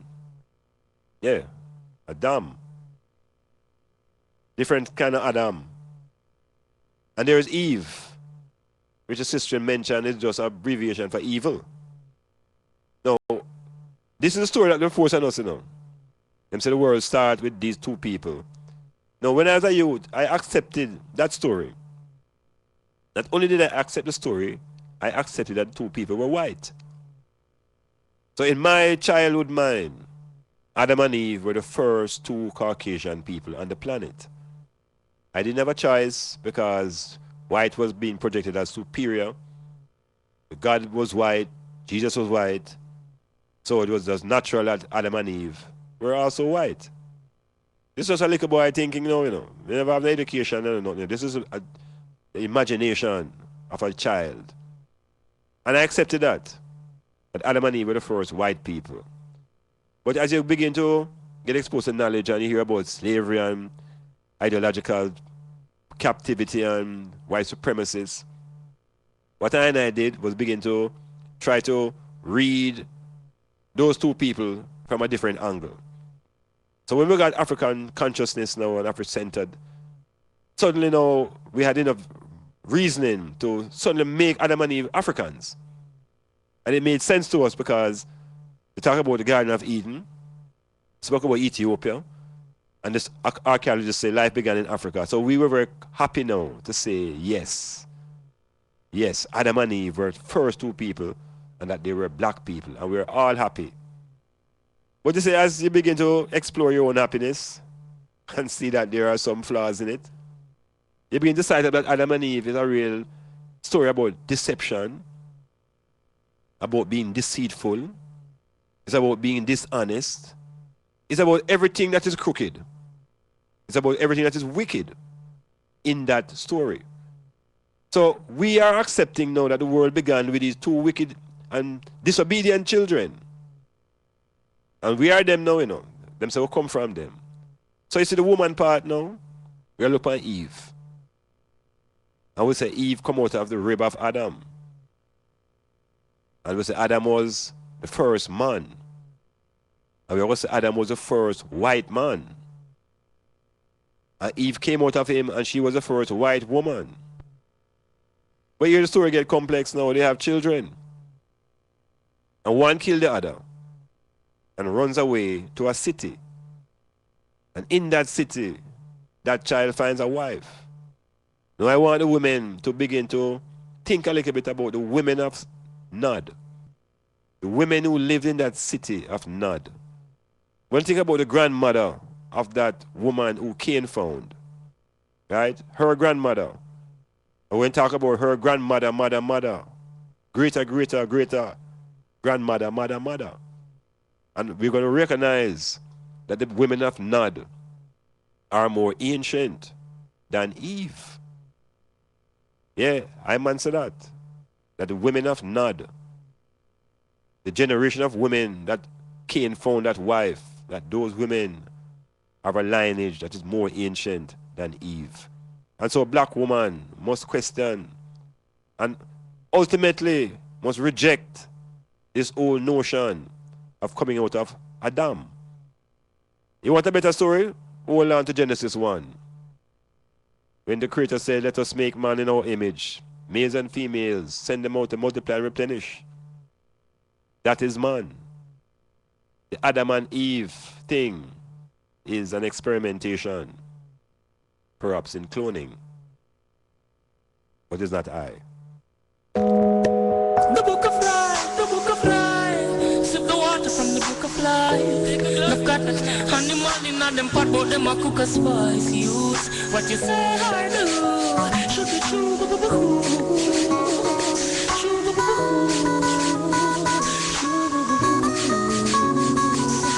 the nice, the score and the wicked look at life. Them got eyes look at life, but someone a look at life. Them all that dash them web, them let them look at life. Them said them want them wing to go to heaven to look for Christ. While them a bow down and a worship them images. I went keep gathering life till you reach the far and never wrong nor fall. So still in this, I begin like privilege in all the villages to live. To light keep praises for these infinite stages. I don't stop in no wages, but Babylon slaves. Them separate man and woman, lock them in the cages. Them some more sodomicless babies. Them some more birth control and abortion for the ladies for ages. The book of life pages. Babylon wants near and clearer. When them sodomy a pharaoh, slew them from far with despair. Them need to go near, like eyesight or crystal clear. You air trees bear fruit for the children to share. The youths need love and care. Clothes of summer wear, car where them must stare. House and money make them eye flare and live in fear. They call us squatters, crop they treat us very rough. Children starving, time so perilous. The greedy pagan got bust, show them gluttonous. Craving for more than enough. Not talk about money and religion, make them happy and prosperous. Still I see more problem and that's far for us. From birth the pagan been after us, they got grass, this sepulchres and traps for us. Funny thing, so many gone straight to that tell you so I see Mussolini, them get tasty shot them. Still couldn't kill like patriot. Them get defeat, no fear them weapon or them face it. Money make them stop them little sister and them brother bread all. Chop off them father and them mother neck. Them said them search the sky and said them search Nazareth and said them still can't find Yeshua or Jaja, yeah. The book of life, Babylon one hero. But them said them me a pharaoh. Slew them from far with the spare. Them need to go near, like eyesight so crystal clear. Your air, fruits bear for the children to share. The youth need love and care. Clothes of summer wear, car where them must stare. House and money make them eye flare and living fair. With the next, it's gone the wicked look at life. Them got eyes with a knife, but someone and juke at life. Yeah, we're looking a little bit closer to that genesis of woman. And does woman really represent female? But those could be two different entities, you know. Again, reading out of the scripture, where in one creation story, males and females were created to multiply and replenish the earth. And then suddenly we hear into this other story now that woman was made out of the rib of a man. I want Black woman really explore this Eve story and see whether you should really continue to fit yourself into the Eve story. And then if the whole thing becomes problematic because there are other races. There is a mighty Oriental race and there's a mighty race of Indians. And how do they as women fit into the story of Eve? So Eve must be rejected. And if you reject Eve, there's not much room for Adam to stand. So it becomes a story, and the story doesn't apply now to African people. It's really a story of the genesis of the Europeans. When you look at the Adam and Eve story, and the whole journey through Noah, and the wiping out and the reformat of the race of people as Caucasians, that's where we must make the distinction and break away now, you know. It is in the Genesis, it's in the mythology, it's in the creation of woman. Because African stories speak about, even the Egyptians. Egyptian mythology is not about the female coming out of the male, it's about everything in pairs. So we African people know the power of the pair. It is a alien teaching that has been disconnecting the pair and trying to reconnect them in a different way. And so we're in a state of flux. We can level our meditation because of the confusion in the story of the Genesis.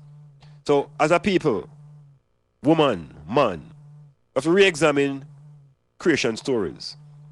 And the King James Version of reality doesn't give us a good start.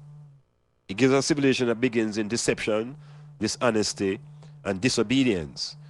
And if we want to correct that, we have to correct our version of our own Genesis. And it is there. It is in other cultures. We can go into any African culture and find a mythology of creation that is more positive and uplifting than one of a woman being made out of a man to be a servant forever. Yeah, it is a different level of enslavement. Until the philosophy that owes one gender superior to another is abolished, there's going to be war. For sure.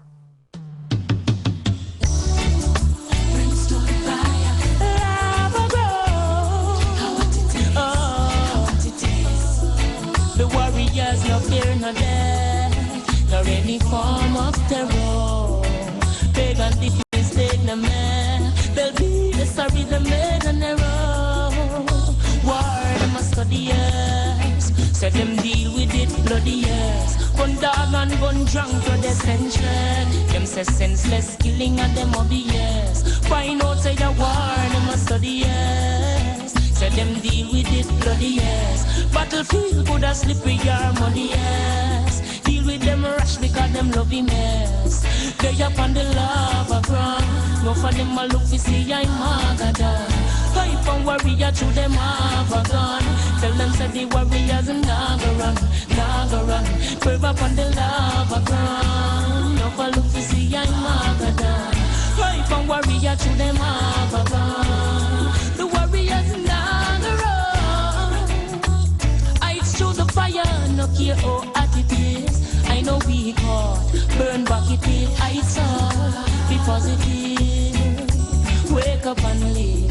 No for them a hype out machine. We're uncommon. Something way bigger than the damn cannon. The lightning with all them and them young with one hand. Leave them headless, no foot to stand on. The lava ground. No for them a look to see I'm Magadan. Hype and warrior to them have a gun. Tell them say the warrior them naga run. They up on the lava ground. No for look to see I'm Magadan. Hype and warrior to them have a gun. Warriors naga run. Heights overall and never fall. Standing tall while pagan a crawl. Find piece of rope and go answer. Grab the all that head and just to bounce against the wall. Oh, you feel this the grass. With no fear, no mass. Frost, you have to crash. The utter lava splash. Them got them oil a dash. Them neck against the last. Oh, war them a study yes. Say them deal with it bloody yes. Gun dog and gun drunk to the century. Them say senseless killing and them obvious. War them a study yes. Say them deal with it bloody yes. Battlefield could have slippery or muddy yes. Deal with them rash because them love him yes. Oh, the lava ground. No for look to see I'm harder than. Hype and warrior to them have a gun. Tell them say the warriors now. Yeah, I want to heal up a man who's coming out of Port Antonio, all the way in Australia. The man named Rastaman Curry from out of Prospect. Yeah, himself heal all the man in Port Antonio. Curry, heal up the man. See him from Iman Blak, right here at Styles.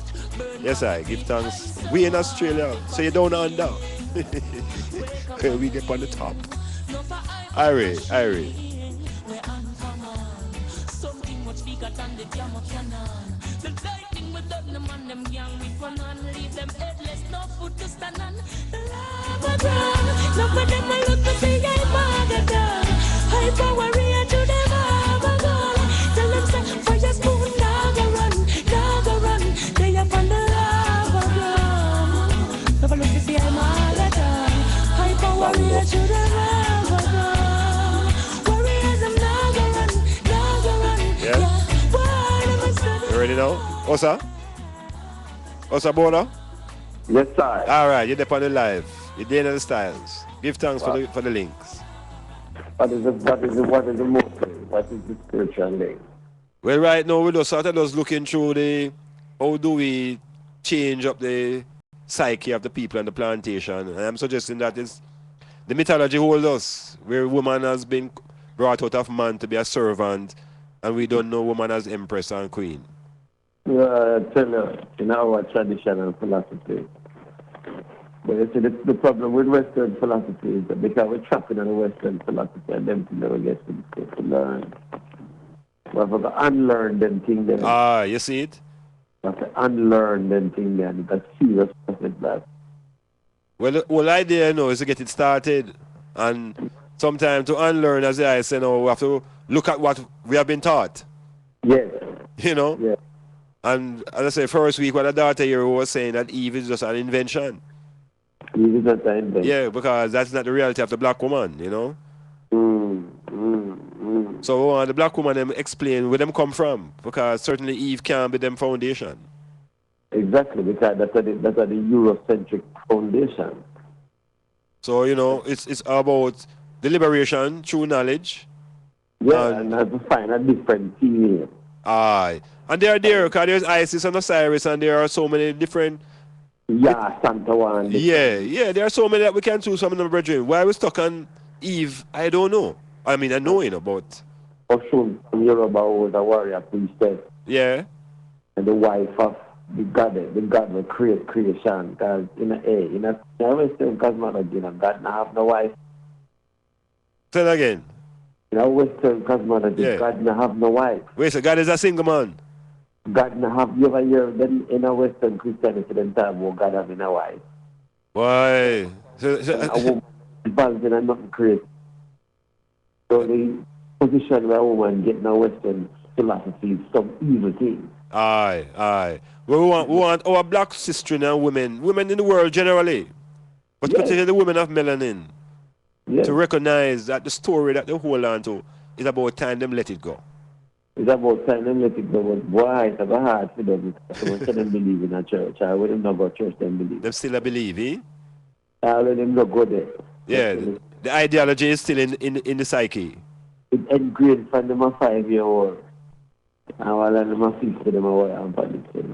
So you say we can, so no solution. We have to give them something else. We have to give them the I know what we start. Then to them now a different philosophy. Concrete wall and I said, go read this. Go research this. There's a name of a woman where she did dead when creation that take place. Yeah. Eurocentric philosophy. The woman never did when creation that take place. Only God. Just God alone. And God don't have no femininity about him. No. God the Father and him son and a ghost. And Western Christianity now have no goddess either. Nothing at all. Nothing feminine. Nothing feminine, and I philosophy them from out of Egypt have many goddesses. Every god have a queen. Every god have a god. So imagine how the man might come with the same sex philosophy power now. Well, I don't know. all them we try impose that on us. Like say we're gonna forget where we really come from. They can't do that because it's done there already. You know, with the people too, it's thing about no love reading on. That even when the literature did it, no one go read it. Because the literature did it, I don't want to say them to get an Egyptian television. You see, I see Cyrus and if you don't want to go Egypt, go Yoruba there, you go stand and goddess. And I'll tell you something too. At a certain level where you don't have to go to East Africa or West, you can go North, South or Central. Anyway. Because the culture, it's all over the African culture. All over the continent. All over that. Even outside the continent where as long as melanin people are there, yes, you recognize that we have a culture of male and female and gods and goddesses in our thinking. All the while, So we'll try to settle the ones and ones now.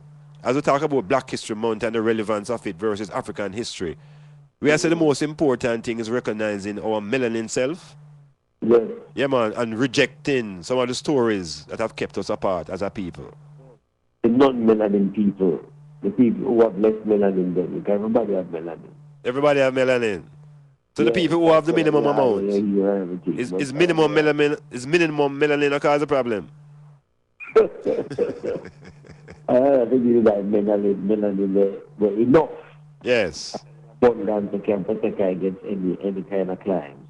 And so it moved beyond protection because through it now we can also communicate with ancestral forces, Because the memories are already stored deep in the melanin. And the color with third eye and everything. And everything connected, So we say, them say Black History Month, we say liberation for the African consciousness. Yes, sir. Yes, sir. So I want Black in the further sound because, go time and space. I want really focus on in a way. All of us from this. in a Jamaica number one come, all black people are going to feel themselves from the trap of poverty. Say it again. All black people in Jamaica are going to free themselves from the trap of poverty. How are we going to free ourselves from the trapping of poverty? From the trap. The trap. All of the minorities will come on here. Yeah. Now suffer this. Okay. They don't trap of no poverty. The East of them and the envy to them and the children in the store. And I know if we go forward in ourselves and try to find out what it is that was left from the slave ship that we never bring. It has caused us to be in the majority and still in the minority. So you're saying there's something that will leave? Something left, man, something left. So we left, the economic part of we left. The economic part of we left. Because how is it that we don't know all the way, actually? I can tell you why, you know. It's What? because of the religious training that we don't need any economics. Because economics are not relevant in this space. Because when we're dead, we have a great life. The need shall inherit their thing. Yeah, is that a whole way, you know? And is that we have to go around? Everything come back to the whole white supremacist ideology of God and Jesus. Yeah, me not see no meat inherit the herd, though. Come again. Me not see no meat inherit the herd. Me not see no meat inherit the herd. Okay, yeah. I think the meat usually just get buried in the earth. Then I must get buried in the earth. Yeah. Sit down there and wait. So the focus ought to be really on trying to own the land, you know? Own some of the earth. Build up Well, some of the earth, no. and grow some hemp on it. Hey, inherit suggests that somebody has to give you higher. And inheritance is a gift, you know. Okay. Who give you, you know? Who give you? No, we want to find out where we left. Where we live? Where we left in Africa. Because we to them, Makela discussed that. What is it about we? Down here, so that all of the economic problems that people are talking about. I know it not affect both, it not affect the side, not affect money. Yeah, them money don't praise nothing but them family. Yeah, well, them see all of that. It's the ideology, my brethren. And the ideology keeping us poor. Exactly. We left all of them things there. We left the property economics, we left the corporation, we left the family unit. We leave the partner behind. We leave everything that make us financially viable. We leave behind. So I want to regain. Yeah. Capture them things so that we can promote them economic independence with the IMF for giving out. So hemp, brethren. A hemp on the way out. We're going to hemp way out of it. Come there, come give black people austerity now. Lay off people now, 20,000 and black people alone there. Yeah. And the job loss that affect only black people. All the cuts in social service that affect only black people. All the cuts in spending education that affect only black people. So what go on? Oh, go on. All right. We have to work it out. I brother. Rastafari. I know.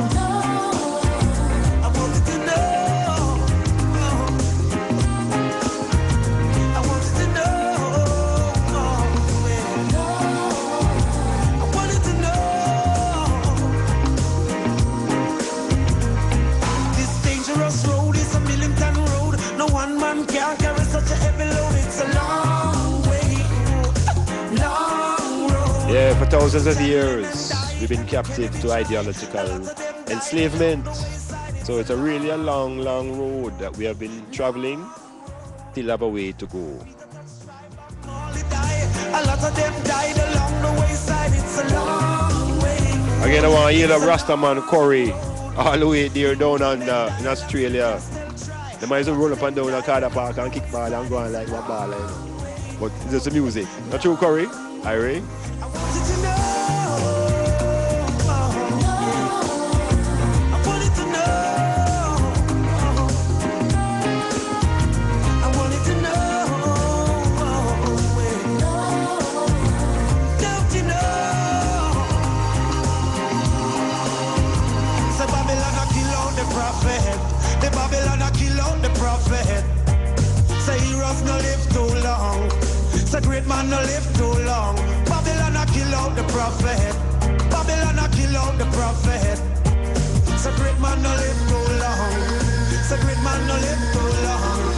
Say just through them know say we are judge a message of the Babylon no want say I and I prosper. We spreading the works of our Father. Show the youth them up live together. Show man feel live out and live like brother. And that's the way we don't want no disaster. We give thanks and praise to Jah the Father.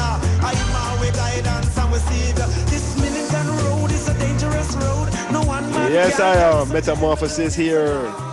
It's really a long road that black people have been journeying on. If you remember 325 BC, you know. Yeah, that's something that started in 1600s and the Portuguese. No, that's a trick. Yeah, the Portuguese in 1441 and 1411 landed in West Africa and started to colonize. No. From Julius Caesar. From the invasion of Egypt by the Greeks. It's from then the oppression started, you know, as melanin people. So it's from then the process has been on. So as my virgin said, to unlearn 2,000 years of rubbish won't happen in one metamorphosis. But if the metamorphosis become a consistent process, great things can happen down the road. So when I was coming to this segment here, everybody was saying, look, this identity crisis that we find ourselves in as a people, not knowing whether to call ourselves black or African or colored or, you know, all these various issues we're struggling with. The Chinaman just call himself Chinese or Oriental and him done. The Indian man is an Indian, him don't have no much thing to play around with. Black people now have been given all the different labels, and so have the Caucasian people giving themselves different labels because they call themselves white. In the reality, white is a color within the realm of paints. But within the realm of light, there is no such color called white. And I'll say it again, when we talk about paints, there is white paint. In the realm of color, which is deeply natural, there is no such thing as white light. So light is natural. And out of that naturality now, we find that there are vibrations that give us colors. These colors, another word for the colors, is hue. So every color is a hue. And a hue is really a vibration of light. So when we talk about man and human, human is a man who has hue. And hue is color. Now, we black people, for the last how many hundreds of years, have been told that in terms of definition, that we must define ourselves as human beings. And the whole world has been educated, especially of late, not only to call ourselves human beings, to declare now that we are from the human race. And this new definition is being used to surpass the identities of the African as a race, the Indians and the Chinese as a race. But what it does is bring into one umbrella all peoples of the world, including now the Caucasian people. And so the Caucasian people, because of their dominance and their violent approach to insisting that their way of life is the only way. In the same way Christianity was imposed on people, in the same way the same-sex philosophy now is being imposed on people. The Europeans have imposed their philosophies and their ideologies and their definitions on I. So they have us walking around calling ourselves human beings. they have us telling ourselves that we know of the human race. You say Charles Darwin, no? Charles Darwin is this great European scientist who did a lot of work on anthropology and evolution. So remember now, you call yourself a human being. I'm going to tell you where the word human being come from. And when you're done, I want you to tell me now if you are still a human being. Remember now that Darwin, scientists, trying to find the origins of white people. Darwin set out to find the origins of the European. Darwin wasn't interested in black people because Darwin was of the idea that the white people were the first people. And so in searching for the first people, Darwin went into the genetic evolution and began to look at where is it human beings could come from? Where is it that the European could have come from? Where could have the white man come from? And in his research, he went into the animal kingdom to search for the foundation of the European. And in searching, Darwin concluded that the European, evolved from primates, earlier forms of life that were not completely human, but were more animal. And so we have this theory of evolution created by Darwin and backed up by many more researchers that the European did evolve from the primates. The primates really supposed to be a form of monkeys, the apes, the giant orangutan. So in Darwin's research, Darwin realized that there's a great similarity between himself, the European, and the primates. And he made that link through research that the original Europeans are descendants of primates. Now, I don't have a problem with that. Because it is this Australopithecus man that is going to evolve into the Homo erectus man. In other words, now, the ape man, the formation of the ape man, coming through his process to the Homo erectus, to the Homo sapien. No, we have been told that we are Homo sapiens. And if you accept that you're a Homo sapien, you're accepting that you're a product of the evolution of the primates. Because this is what the theory states. So all persons who call themselves human beings see themselves as descendants of the primates. And ultimately, the human being is the end product of this primate. Where you see this end product called the human being is not an African. This end product of the human being is really the genesis of the European people. It is the genesis of the Caucasian people. It is the Adam and Eve story. So it has a validity. But within the cultural context, it doesn't fit into Africa. It doesn't fit into China. It doesn't fit into India. It's a European story of their reality. You got to know who you are. You got to know what you're for. Yeah. Like a my, why should I stray? My roots and my culture are so me a go stay. Like a my, like who must I say?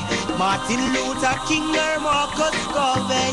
Like a my, why should I stray? My roots and my culture are so me a go stay.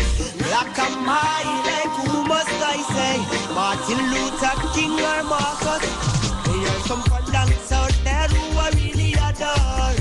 Love money gets and that's for sure. We never had enough and so they fight for more. They keep on pounding on the freedom door. Just not the same since they came. Black integrity and they stood for the name. Arrive at the aim though they never got the fame. Afterwards it came. Black am I, why should I stray? My roots and my culture are so me a go stay.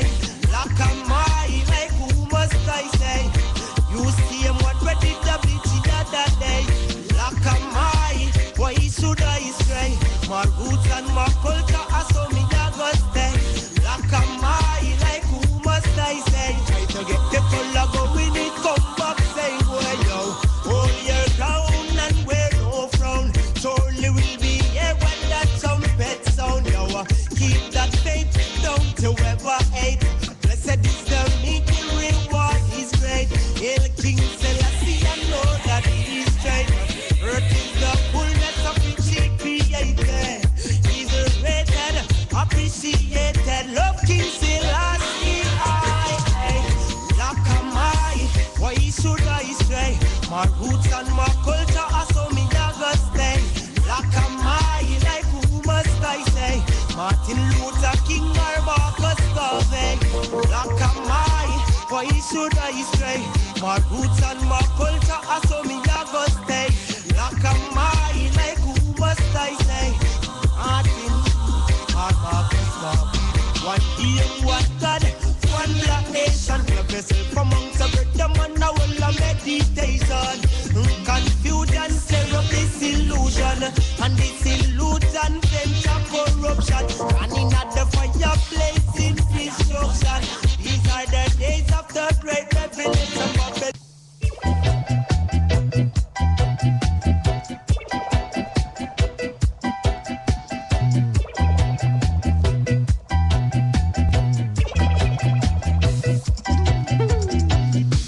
Should I have faith in you? Should I put my trust in you? And should you let me down? Should I flirt around? Why should I think this way? Thinking that you're going away. There ain't no way we'll stay together anymore. Am I to go on now, living this way? Acting like a child so young and gay. You don't know what it means to be loved. You don't know how it feels to be loved. Oh no.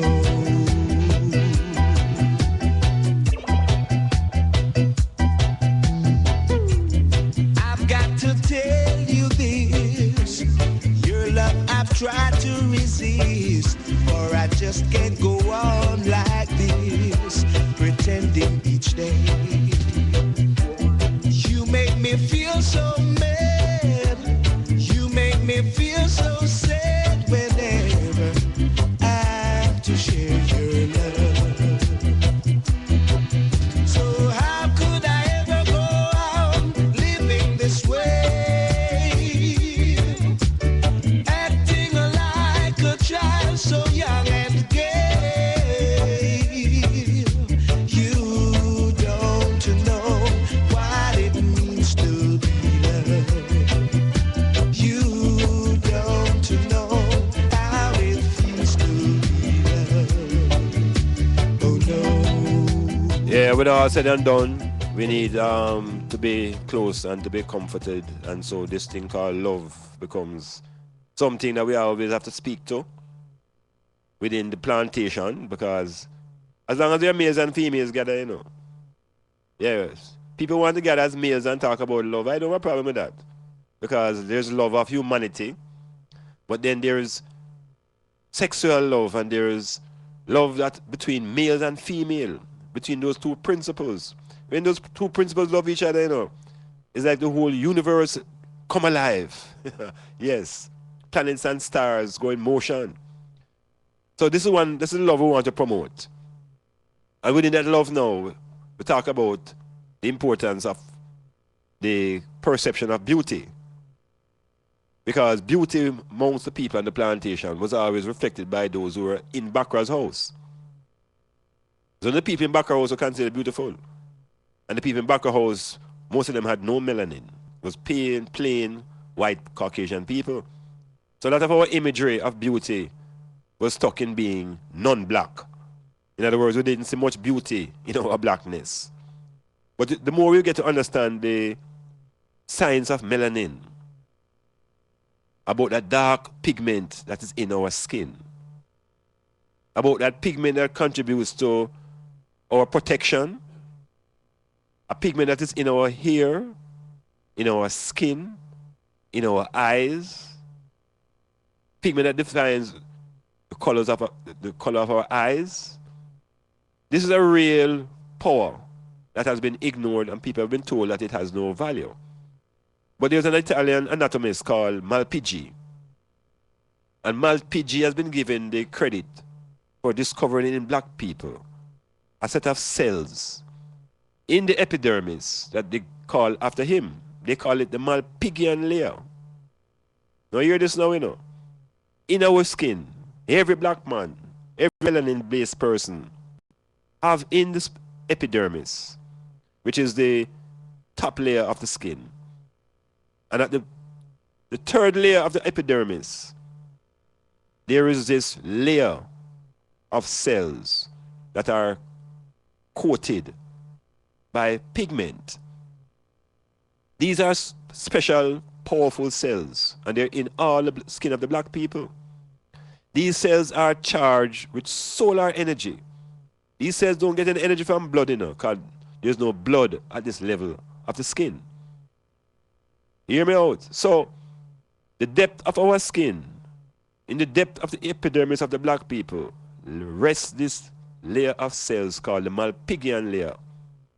And this is the layer of cells that holds ultraviolet light. Yes, it can absorb ultraviolet light without destroying the cell, which is why the people of melanin do not suffer from skin burn. And the pigment molecule is considered to be the most perfect molecule in the universe. Yes, the pigment molecule within ionized skin is the most perfect molecule in the universe. Why does not that lead also to I being also a perfect being in this universe?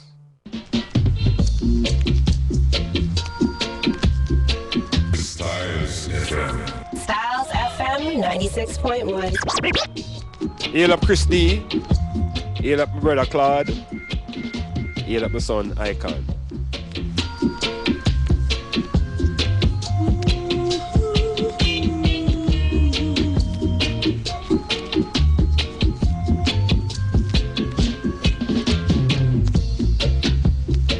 How do you feel when you're walking on the road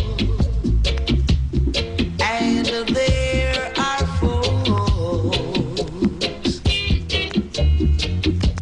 that criticize you each time you pass them by?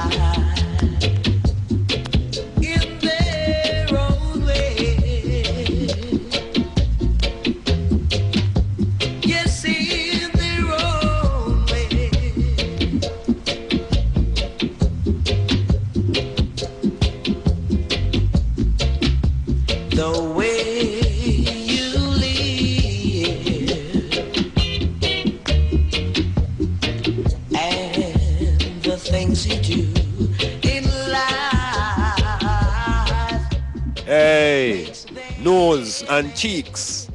I want to give cheeks a heel up on her Earth Strong today. This is coming from her hubby, the great Teddy Nose, out of Port Antonio. Heel up trees. Make it roll the sun again. All right.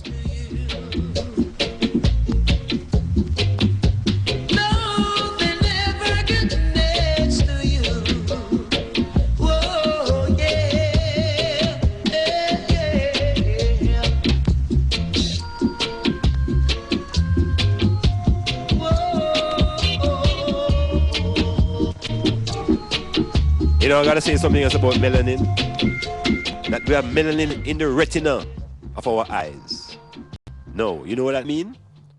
Because the retina is where we use the part of the eye we use to see things. There's memories stored in the retina of the black eye. Yeah, memories now that are ancient, which gives us the capacity to have these visions. Yeah, man. We store memories in the melanin. So there's memory in the eyes, and there's memory in the skin. Check yourself. We are a powerful, powerful, solar-driven force. But you see, if we ignore our skin, we come in like a little wimp, like dry bush. As breeze blow, it just blow away. If we understand the power of the melanin, we shall stand strong.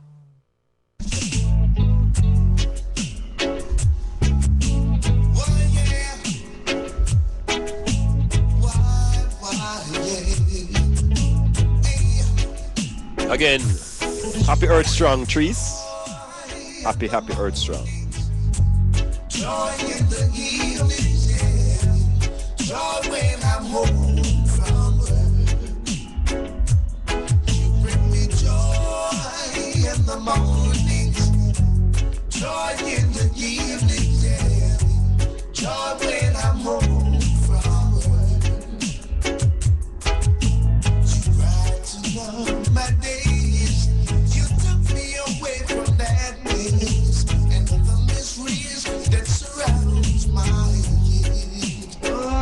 So the reggae boys, whole Mexico, we will lose 2 points, but we win 1. And so the foundation has been set for the next 9 matches. Nobody expected us to win a point. I'm saying we lost 3 because we should have won the match. So, but you know what, go? You go in expecting nothing, and you get 1. We give thanks. You bring me joy in the mornings, joy in the evening, joy when I'm home from work. Yeah, brought some shine to my life. There's no misery, no grief, no strife.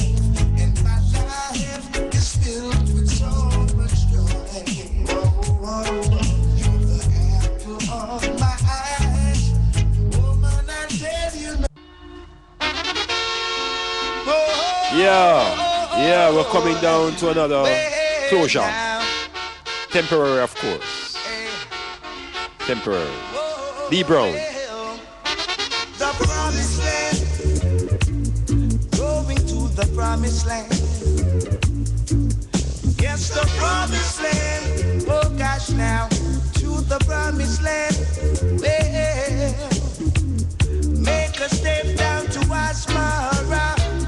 Then we stop in at this. So while we're coming out of the metamorphosis, the issue, of course, remains within Rastafari.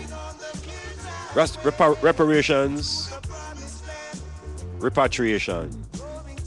But Iman proposing that the new arm must be about redemption. We must colonize Jamaica. Yeah, we must colonize Jamaica. Because if 96% of the population here is African, and we control Jamaica, then we'd have control Africa. Because wherever the Africans are, that's where Africa is. So if we can show the control here, the Africans on the continent will celebrate. So from the 1920s, we have been supporting Pan-Africanism as an ideology. In 2013, we must move towards Pan-Caribbeanism, where you must strengthen our forces here, particularly on Jamaica Island, because all Rastafari who are citizens of this country, all non-voting people pay tax. And so we need representation. We need roads and highways and services. So Rastafari must not only focus on Africa, we need a focus right here on Jam Rock. Yeah, man, we need to have something to say about governance, because the debt the country is in is also around our necks, as much as we talk about Africa and the Promised Land. Let us make Jam Rock the Promised Land. Yeah, what about that? Why don't we fulfill the promises right here, amount to 3 million first? And for sure, the 100 million Africans on the continent will take heed. Metamorphosis, giving thanks for another session.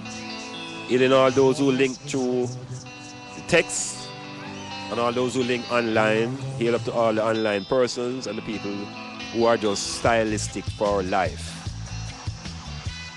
Do that?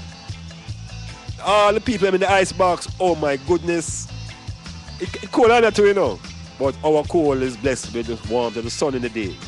And that sunshine is within the eye. So there's all the vibes. Hold on to your heat. Hold on to the heat. Keep the sun in your meditation.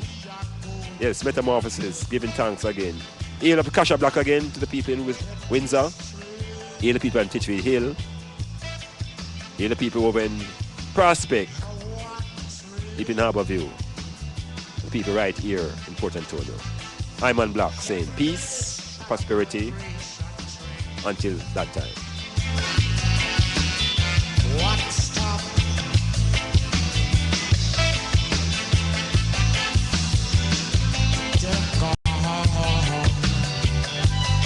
Yeah, trees, all cheeks.